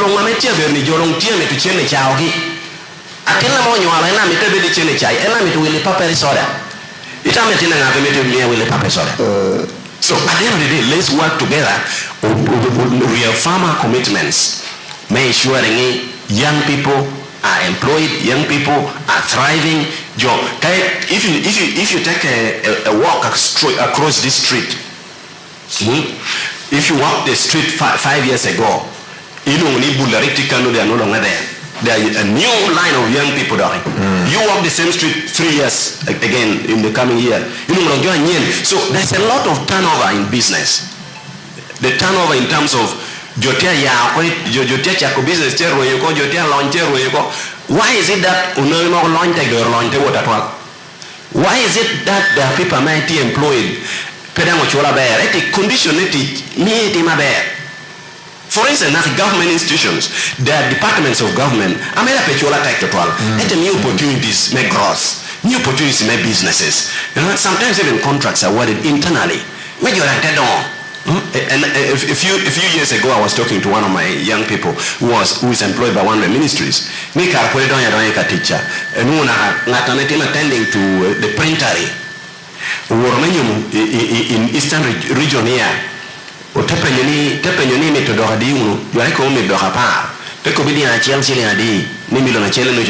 is 15 million. I give it to you. Wow. That's 2 million. I give it to you. Cash 15 million. A printer ministry, just a printer person. That will promoting quite. Why? He's enjoying. It's privilege. It's not a lot of money. So why can't we have a motivation system? I'm a you can't you bore me here, but you may not be Kerawaha. Maybe you're doing that on and Kubatino and Tiolera. Karatadu, Chelichelang, Bori Border, Pibino to Binitiane, Chelichela Wurodoha. No ticket capacity. There are people you see in Tiolera that you shona Jabiricha Lotima there. Because he's barely hungry. So what do we do? There are strong issues underground. Da ka wano kwero ko ka pretending you take week we wait to kuyo ni jeno tia ba. Jeno cho you want it too late. Thank you. Okay, chawala petia BSJ. Ciao, peti maber to Germany e lach ento kita Edmond tia yapo e kede aneno wachi tia yapo wang matera. There are a lot of things to handle under labor, including even Kopme Uganda's labor's law.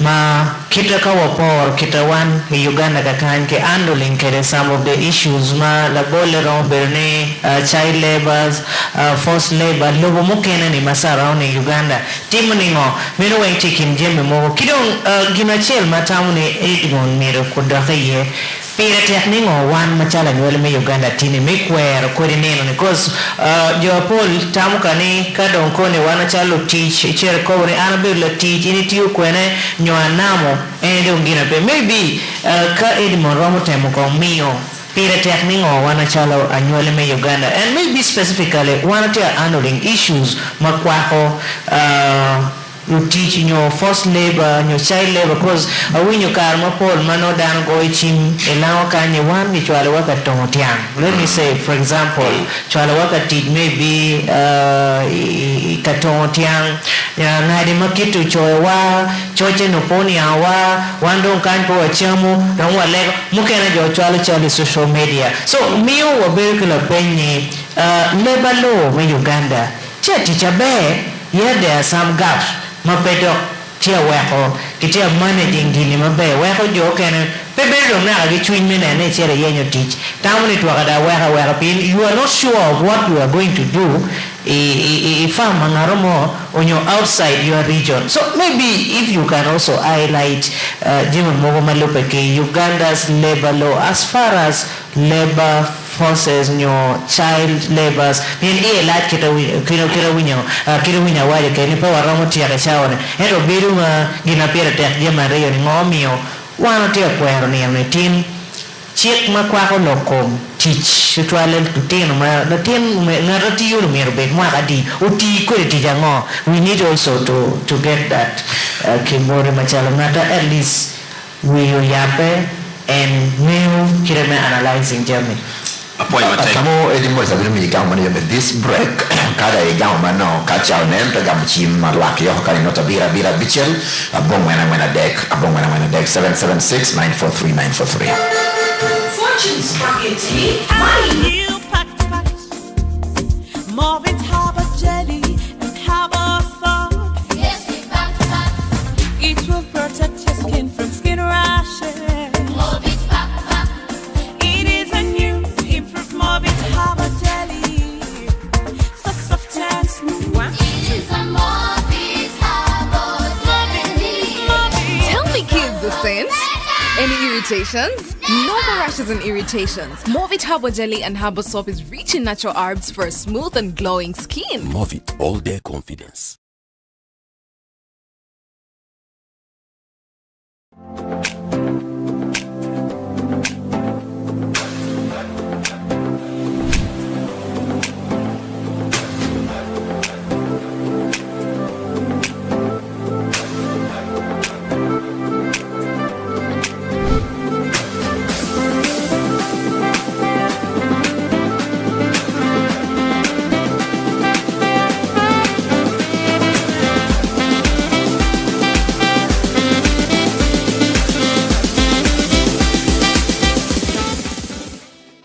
Step into the future with Airtel's 5G broadband router.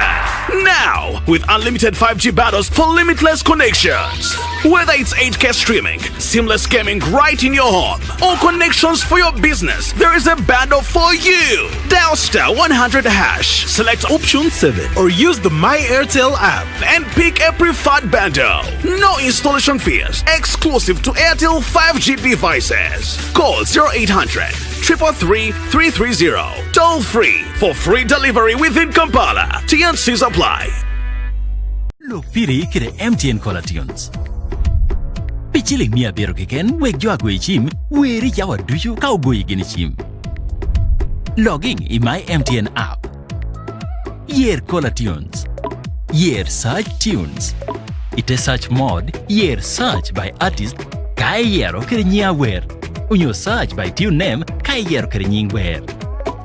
Ket nyia wer unyo nying wer. Di kano choni by upimer kede wer yer. Yer category unyo kola unyo special. Ibiru nung message amoni iwilo kola tune. Yot ni amanono.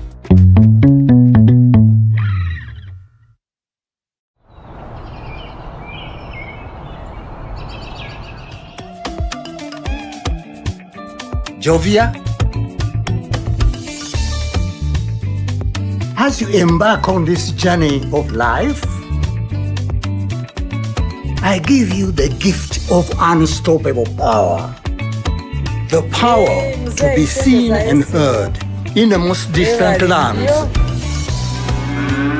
To go everywhere without going anywhere. To have access to the whole world.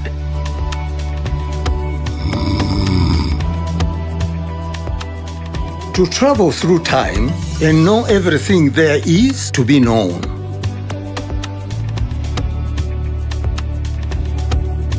Jovia, this is my gift to you. There's no limit to what you can do on the Unstoppable Network. Together, we're unstoppable.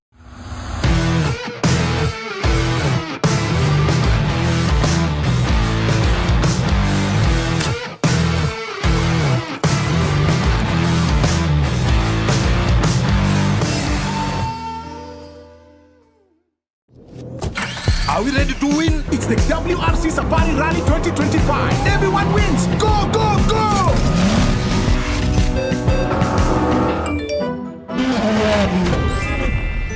School fees, one!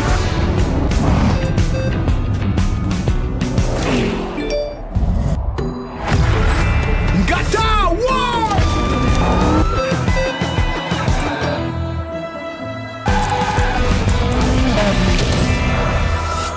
Love always wins.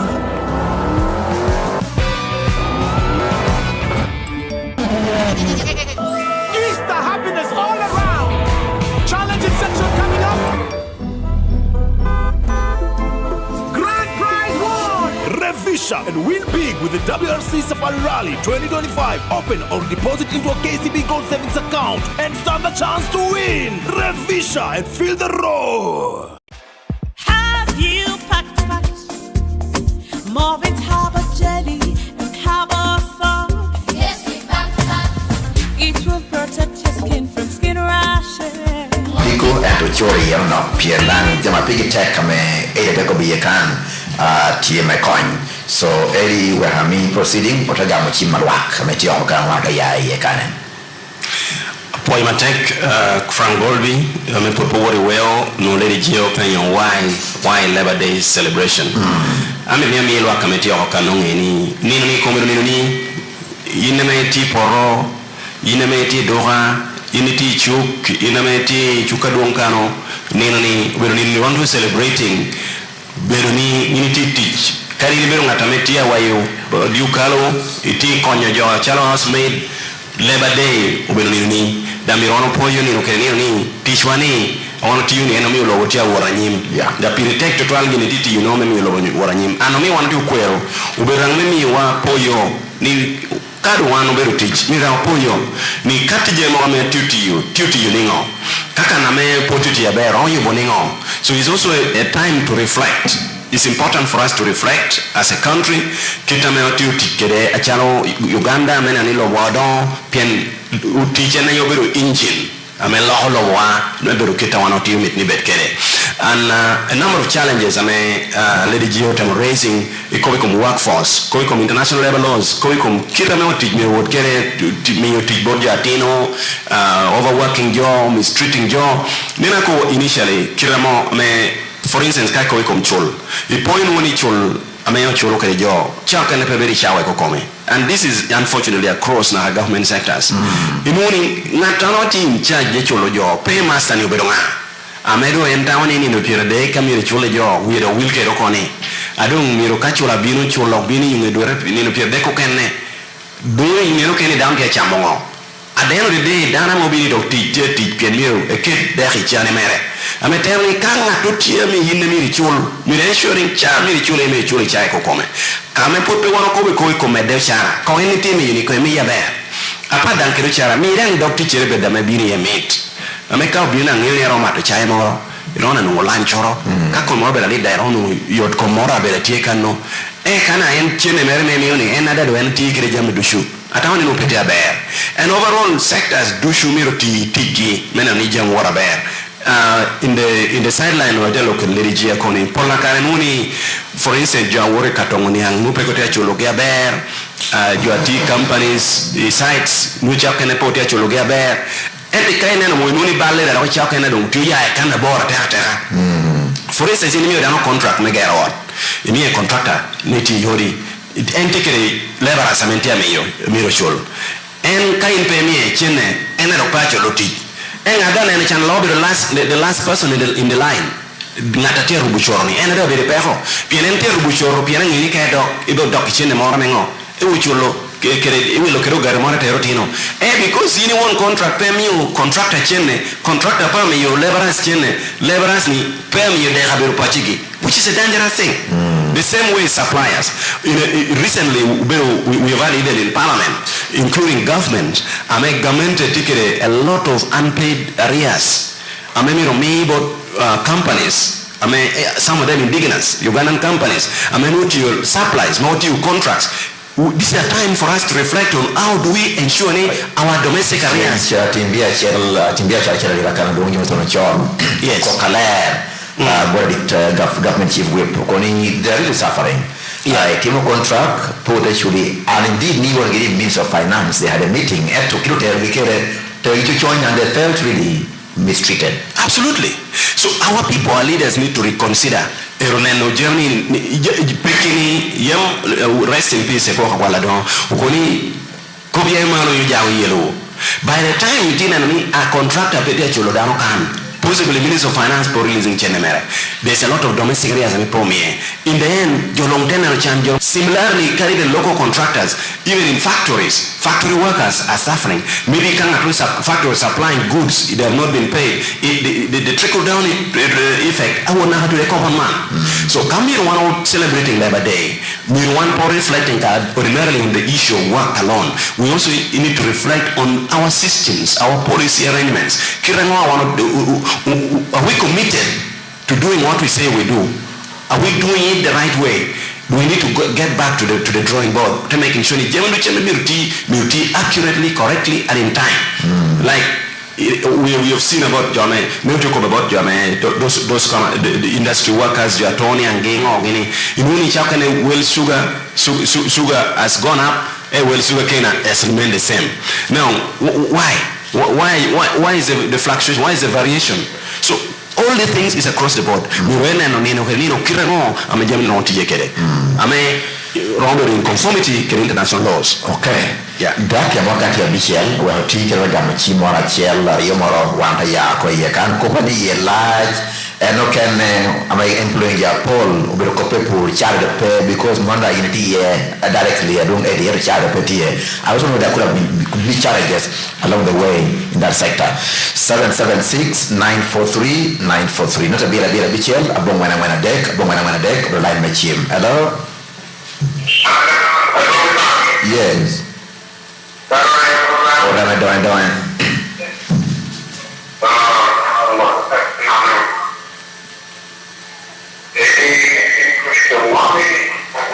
Eddie Morris again.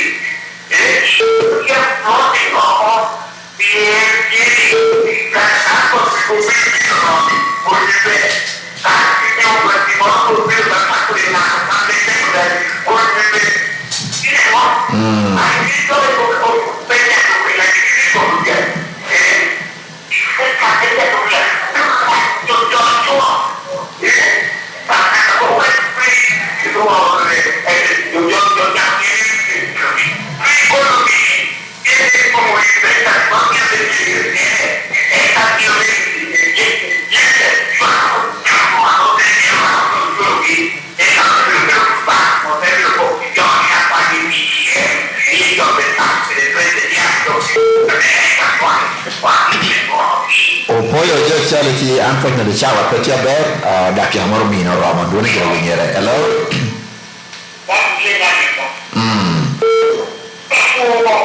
Poja dan.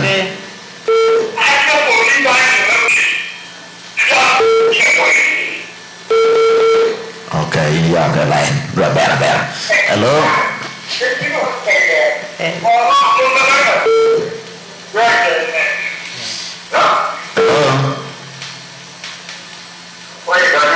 Poja dan.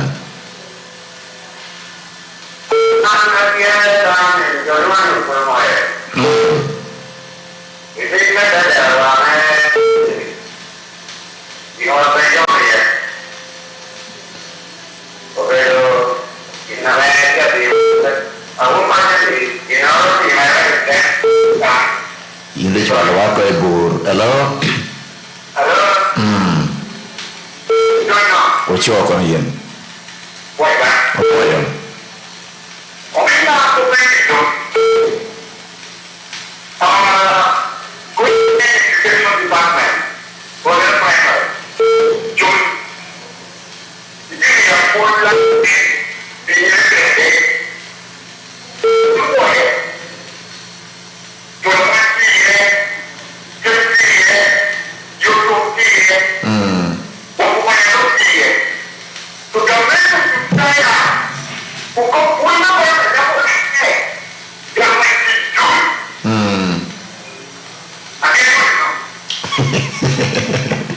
Okay.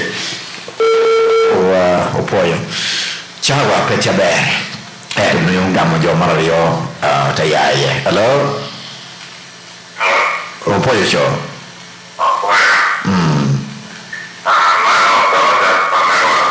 Okay.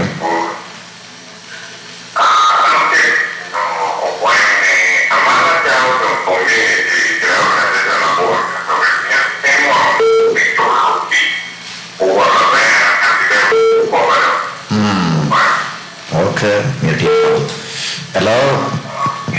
Yes.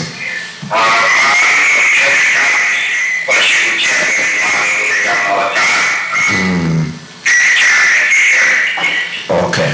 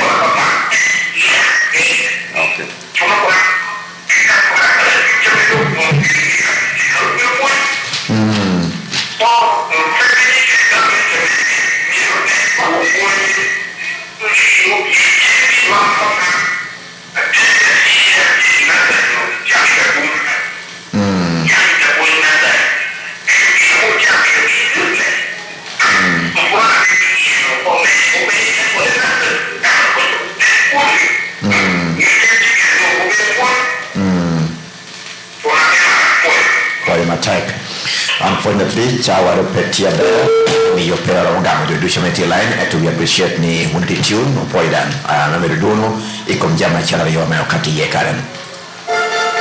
Fortune spaghetti on Pro Uganda Limited makes healthy Have you packed more with harbor jelly and harbor foam? Yes, we packed.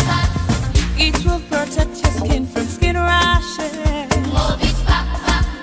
It is a new improved Morbid Harbor Jelly, so soft and smooth. It is a Morbid Harbor Jelly. Tell me, kids, the scent. Any irritations? No more rashes and irritations. Movit Harbor Jelly and Harbor Soap is rich in natural herbs for a smooth and glowing skin. Movit all day confidence.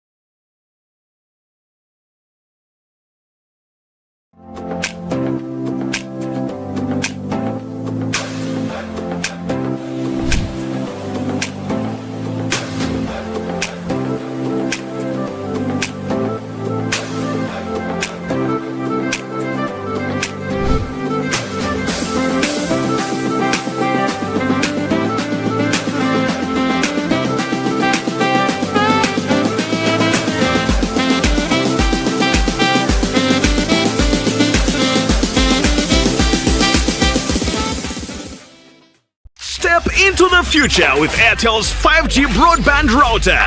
Now, with unlimited 5G bundles for limitless connections. Whether it's 8K streaming, seamless gaming right in your home, or connections for your business, there is a bundle for you. Dial *100#, select option 7, or use the My Airtel app and pick a preferred bundle. No installation fees, exclusive to Airtel 5G devices. Call 0800 333 330. Toll free for free delivery within Kampala. TNCs apply.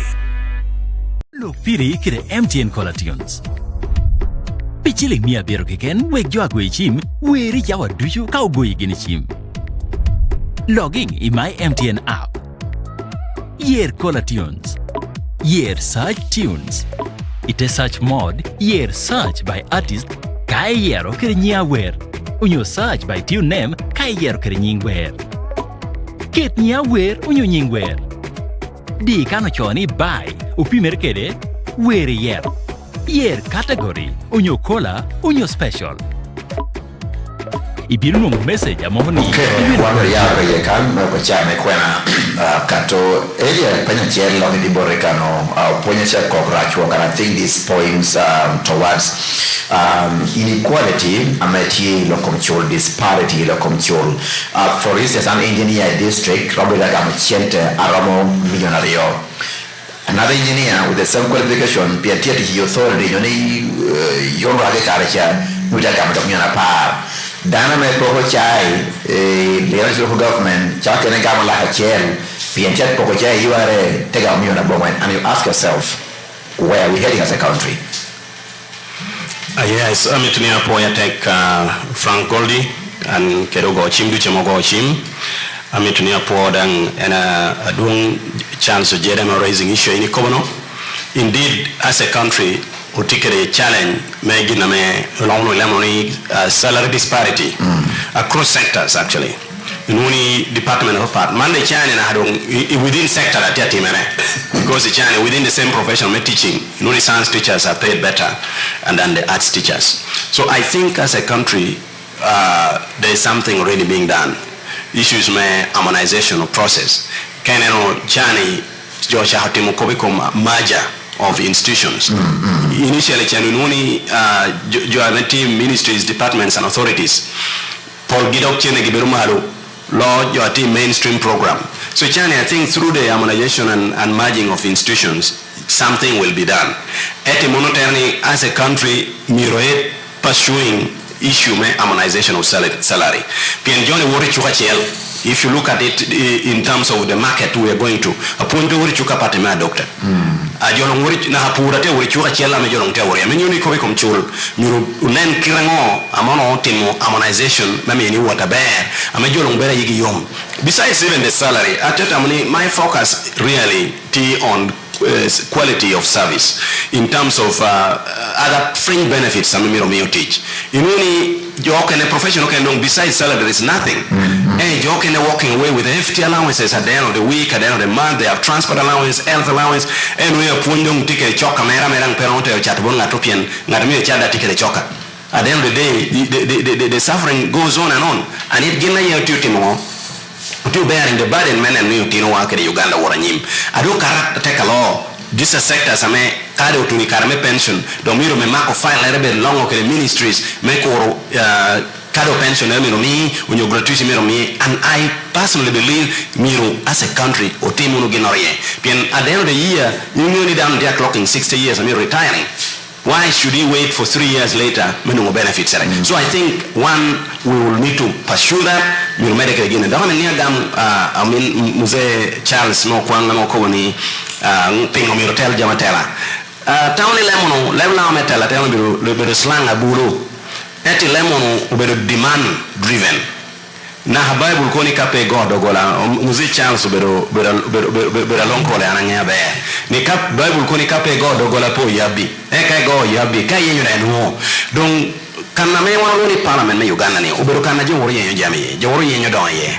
In any case en Muse ngeoni lao yam koni kayango coming peye.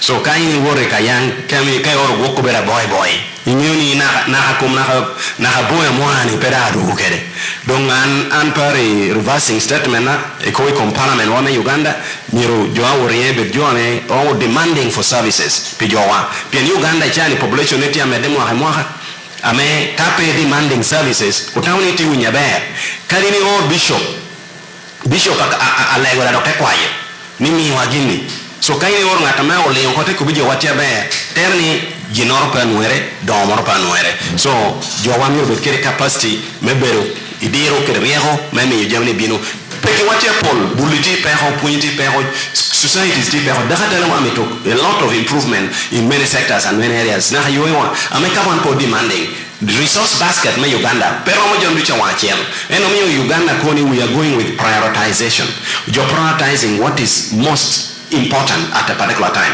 but our priority achalo lao niru bedaiki national priorities agamente ame all the time ame priorities agamente binu members me parliament wan niru ket ginore chiel amobere priority pilao amiru woto tel ame dogo wa pashu so apoy matek pe jote winywa poy winywa uno obai por miugum ka kwero nino wa me utich kede medu nukre yele wa yefunu pashu wa ubet kede jama besho ubet kede karme chalo tini kwan ubet kede karme miru kede yotkum pio ba kede lobana poy matek and moisle je piando plan exit. Yeah, Frank Afoyo, no radio Afoyo team akamigi radio chakema wadonyo yekani yudikuni metro wa 4 bene Eddie Morris Ogwang pi yapo wang langi Ogwang, yes, pe yapo wang langi merekere jo mukene matia winyowan kido neno one live YouTube.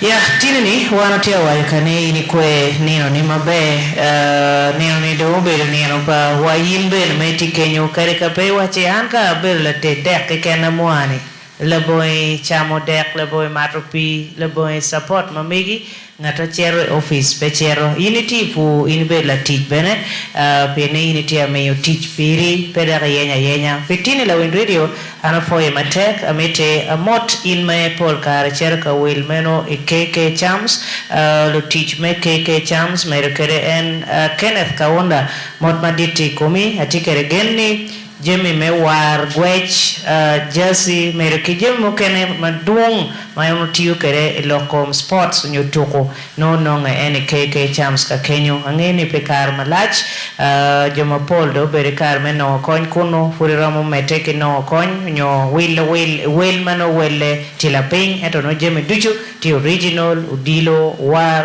Jesse gino ken mamero welo malope ke lokom toko ino keke chams tiche keke meno White House ka kenyo wat kuno warbet ke yom chunya foyo waro makadiri chia beach kano wayope melor chabete ene joli frangin joli due manien waine api May 2025. Bye bye for now. Your company labor is mobile. Yin bulu in ngaton wa meti koroni tisha ya polo te binu porbori tishpe binu porbori me achel in mir ya wori mo tich kanatiye me ario yini romo ya budogola me jodan binu tich bori miti tamatek leba ameti mobile te ya binu bori te jo kena me na hare nyuali yilao pera de ngolo kari ya choli kanu kari itesho kanu kuri inang peti ya budogola meti inang ko taking risk jo ame ya te kong tamo ni we kona wori kara joraj ma wadang choba ber dona jo hurju yin ame peti mo teach poti age bracket ame gupo mertie ame program word wori an pe juki kay opportunity me wori la ba hodang yedege wori enta dogi mermi on ne bir download kakana ini dogi yani mir koni ne na pat kayini worro itebero opi mwaka poli te duogo do chako kwach te da duogo chako pangot te duogo chako woti tieri te duogo beda bona aporro no ini lano wako non kapo tikere gupo me wori ento ngi pashu pe mi will ite koira kwa be kunu kayini tikere opportunity me ya bodogola me jo teach ya bodogola mera la lach mi jo kare pien pengeo di ngato ni ya bedogola ni endo ngabu ya bidang nyoro mo ya batini moro to mo ya biwoti moro so katini ni wano kwero ni no teach wano chohoro chuni ina me tikere opportunity me creating ginora nyen mi ngato bet kere kare menu ginoro ibe gupuni me tichi ibe gupuni me tammi mandu shiro mutimere both private investors government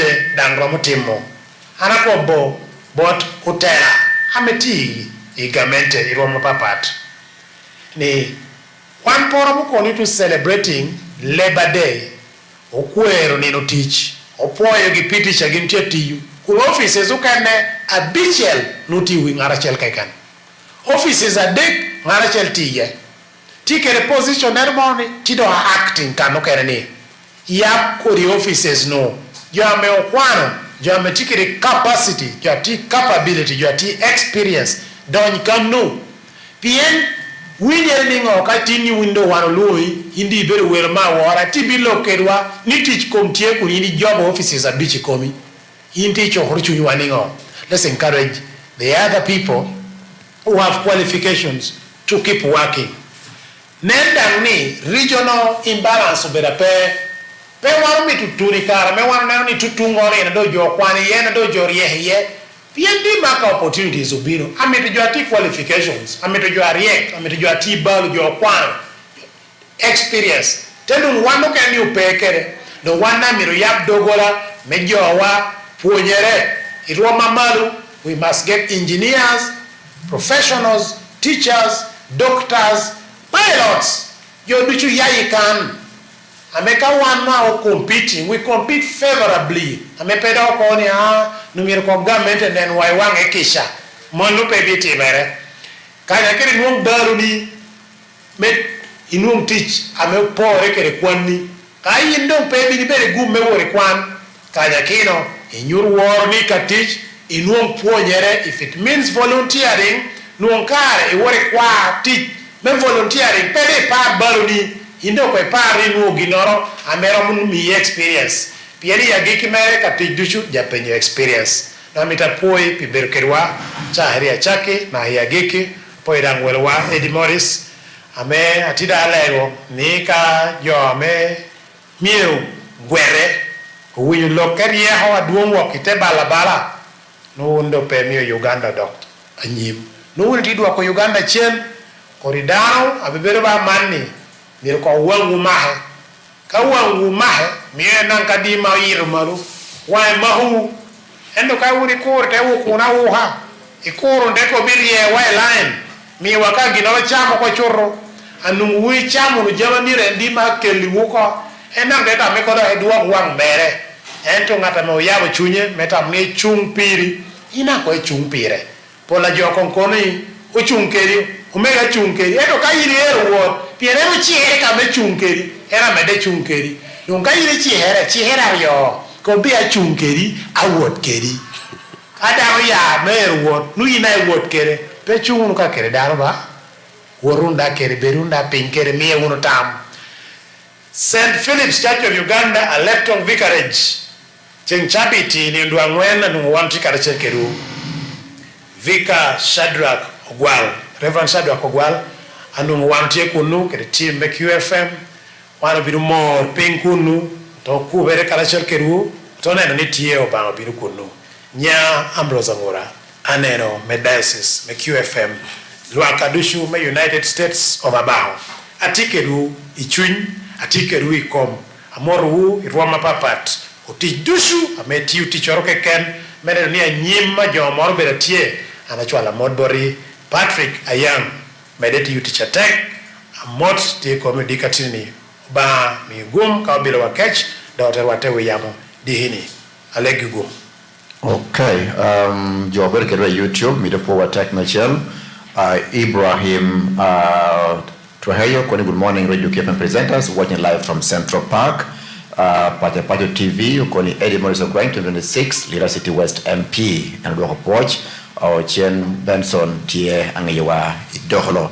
Opoatek, you better YouTube channel, Midopoatek Eddie Morris of Grind, for all these insights and wealth of information in Miwaka. Indeed, probably disappointed. We made the right choice. Mekeli Chaldana me Nuna Hawad Ikomi Jo teach Niti Yaro Kanayen Kaunu Irido in Parliament Nura Ikoni Atikere MP na Kukano no Opoyatek Kashing Adohuluin Idogi Bekaba Yekan on radio from me and the crew. Bye bye and may God bless Uganda.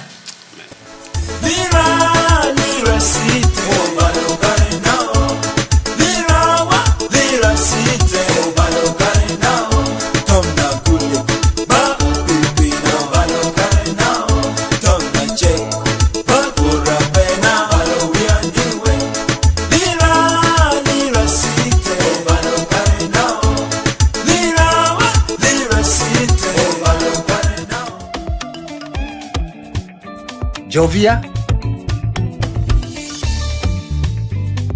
as you embark on this journey of life, I give you the gift of unstoppable power. The power to be seen and heard in the most distant lands.